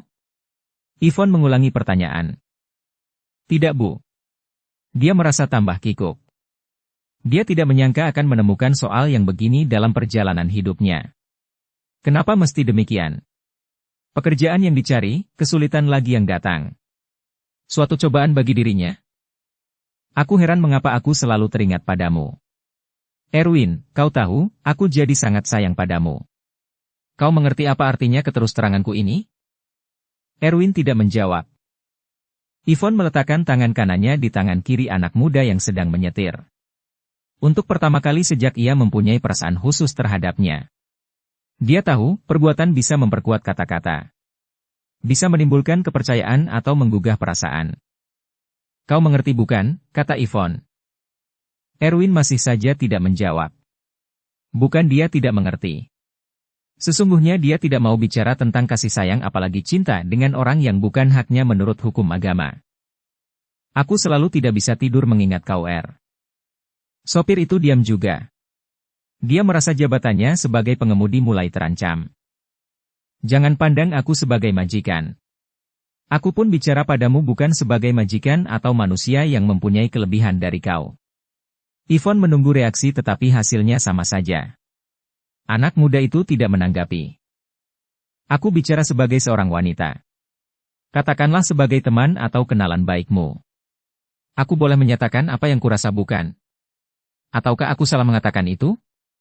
Ataukah aku harus memendamnya dan aku mati merana karenanya? Hus, Nyonya kayak ini kok sampai menyebut-nyebut mati merana.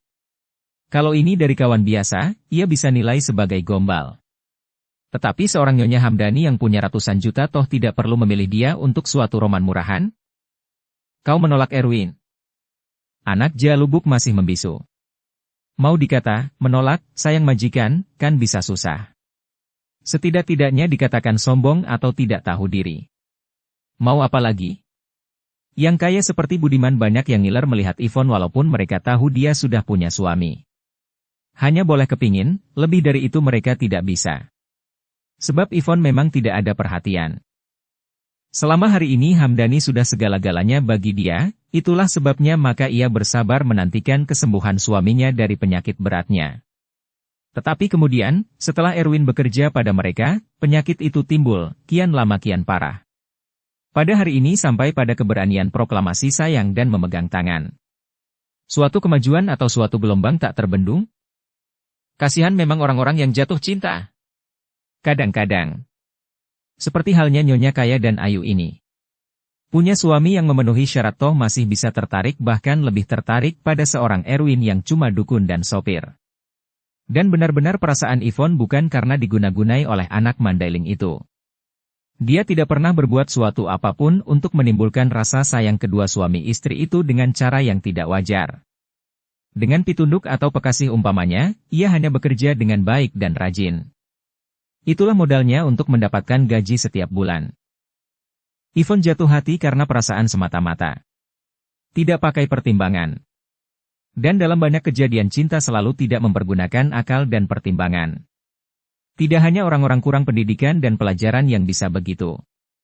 Yang sarjana dan kaya, yang cantik dan populer juga begitu. Pilihannya bisa di luar dugaan orang lain. Tak usah coba-coba tanya kenapa begitu. Selalu tidak bisa dijawab. Cinta memang sesuatu yang amat pribadi, selalu tak teruraikan, tak terpecahkan oleh akal yang paling sehat pun. Kasihan Ivon. Tempat tumpuan orang memohon dan mengharap, kini jadi peminta. Peminta secuil kasih dari orang yang begitu jauh di bawah ukuran dirinya. Cinta indah kata orang. Tetapi cinta itu juga jahat, teramat jahat. Kejam malah. Ivon sebagai contoh dari ribuan contoh-contoh lain. Ia yang majikan, yang dengan bahasa halus menyampaikan apa yang terasa oleh hatinya tetapi tidak mendapat tanggapan dari orang yang hanya sopir gajiannya, akhirnya meletakkan ke samping segala rasa malu dan harga diri. Ia menyatakan kasih dan mohon dikasihi. Karena tiada juga jawaban ia bertanya, kau menolak Erwin? Yang juga tak terjawab oleh anak muda itu. Ivon memberi harapan pada dirinya, bahwa diamnya Erwin bukanlah karena ia menolak, tetapi karena ia merasa rendah diri dan tidak merasa seimbang dengan dirinya. Berkata Ivon dengan lembut, tempatkan dirimu sebagai manusia biasa, seperti aku seperti Hamdani. Jangan sebagai pengemudi. Dan pandang aku sebagai wanita temanmu, jangan seperti orang yang kau anggap majikan. Hakmu dan hakku, begitu pula hak manusia-manusia lainnya sama. Nyonya, bolehkah saya mohon suatu bantuan? Tanya Erwin akhirnya. Tentu, bantuan apa? Aku akan membantumu dengan apa saja yang kau pinta. Betul? Ya, kau ragu-ragu akan apa yang kukatakan? Janganlah teruskan pembicaraan itu. Saya mohon. Mengapa? Kau takut Erwin? Sudah kukatakan, jangan merasa rendah diri. Aku Ivon, kau Erwin, tiada perbedaan antara kita. Tiada kelebihanku dan tiada kekuranganmu. Tolong, jangan bicarakan lagi. Ivon diam. Apakah dilarang oleh adat istiadat di daerahmu? Tidak, jawab Erwin. Ia tidak bisa berdusta. Memang tiada larangan di Tapanuli bagi laki-laki yang hendak nikah atau pacaran dengan wanita dari daerah lain. Lalu apa? Karena aku istri orang? Kita bisa cari jalan keluar. Tidak ada tembok terlalu tebal untuk diterobos. Urusannya serahkan padaku. Erwin dalam ujian. Seorang wanita, cantik, lebih cantik dari istrinya sendiri, kaya lagi, menyerahkan diri kepadanya dan sanggup menghindarkan semua rintangan. Mau apa lagi? Tidak akan dua kali ada kesempatan seperti ini. Begitu akan terpikir oleh 97 dari 100 laki-laki. Nyonya dan Tuan Hamdani sangat baik pada saya. Saya amat berterima kasih. Saya belum pernah menemukan orang yang sebagai Nyonya dan suami Nyonya. Ivon malu mendengar kewarasan pemuda ini. Apa yang dikatakannya memang benar. Orang lain mungkin tidak lagi akan meneruskan usaha. Tetapi tidak begitu halnya Nyonya Hamdani. Hati dan dirinya telah terlalu tergoncang oleh pemuda dari desa ini. Barangkali aku keliru karena mendesakmu, membuat kau bingung. Tetapi sungguh, aku sangat sayang padamu. Aku rasa kaulah orangnya yang bisa memberi kebahagiaan yang didambakan oleh wanita. Kau tertawakan aku, Tidak, jawab Erwin. Itu dia harus jawab. Kalau wanita sudah benar-benar sayang, maka segala perasaan malu dan harga diri hilang. Macam aku inilah. Yvonne menarik napas panjang. Saya sangat menghormati Nyonya dan Tuan Hamdani. Karena itu makanya kau tidak sanggup? Erwin diam lagi. Itu susah dijawab. Baiklah, kau pikirkan baik-baik dalam beberapa hari ini.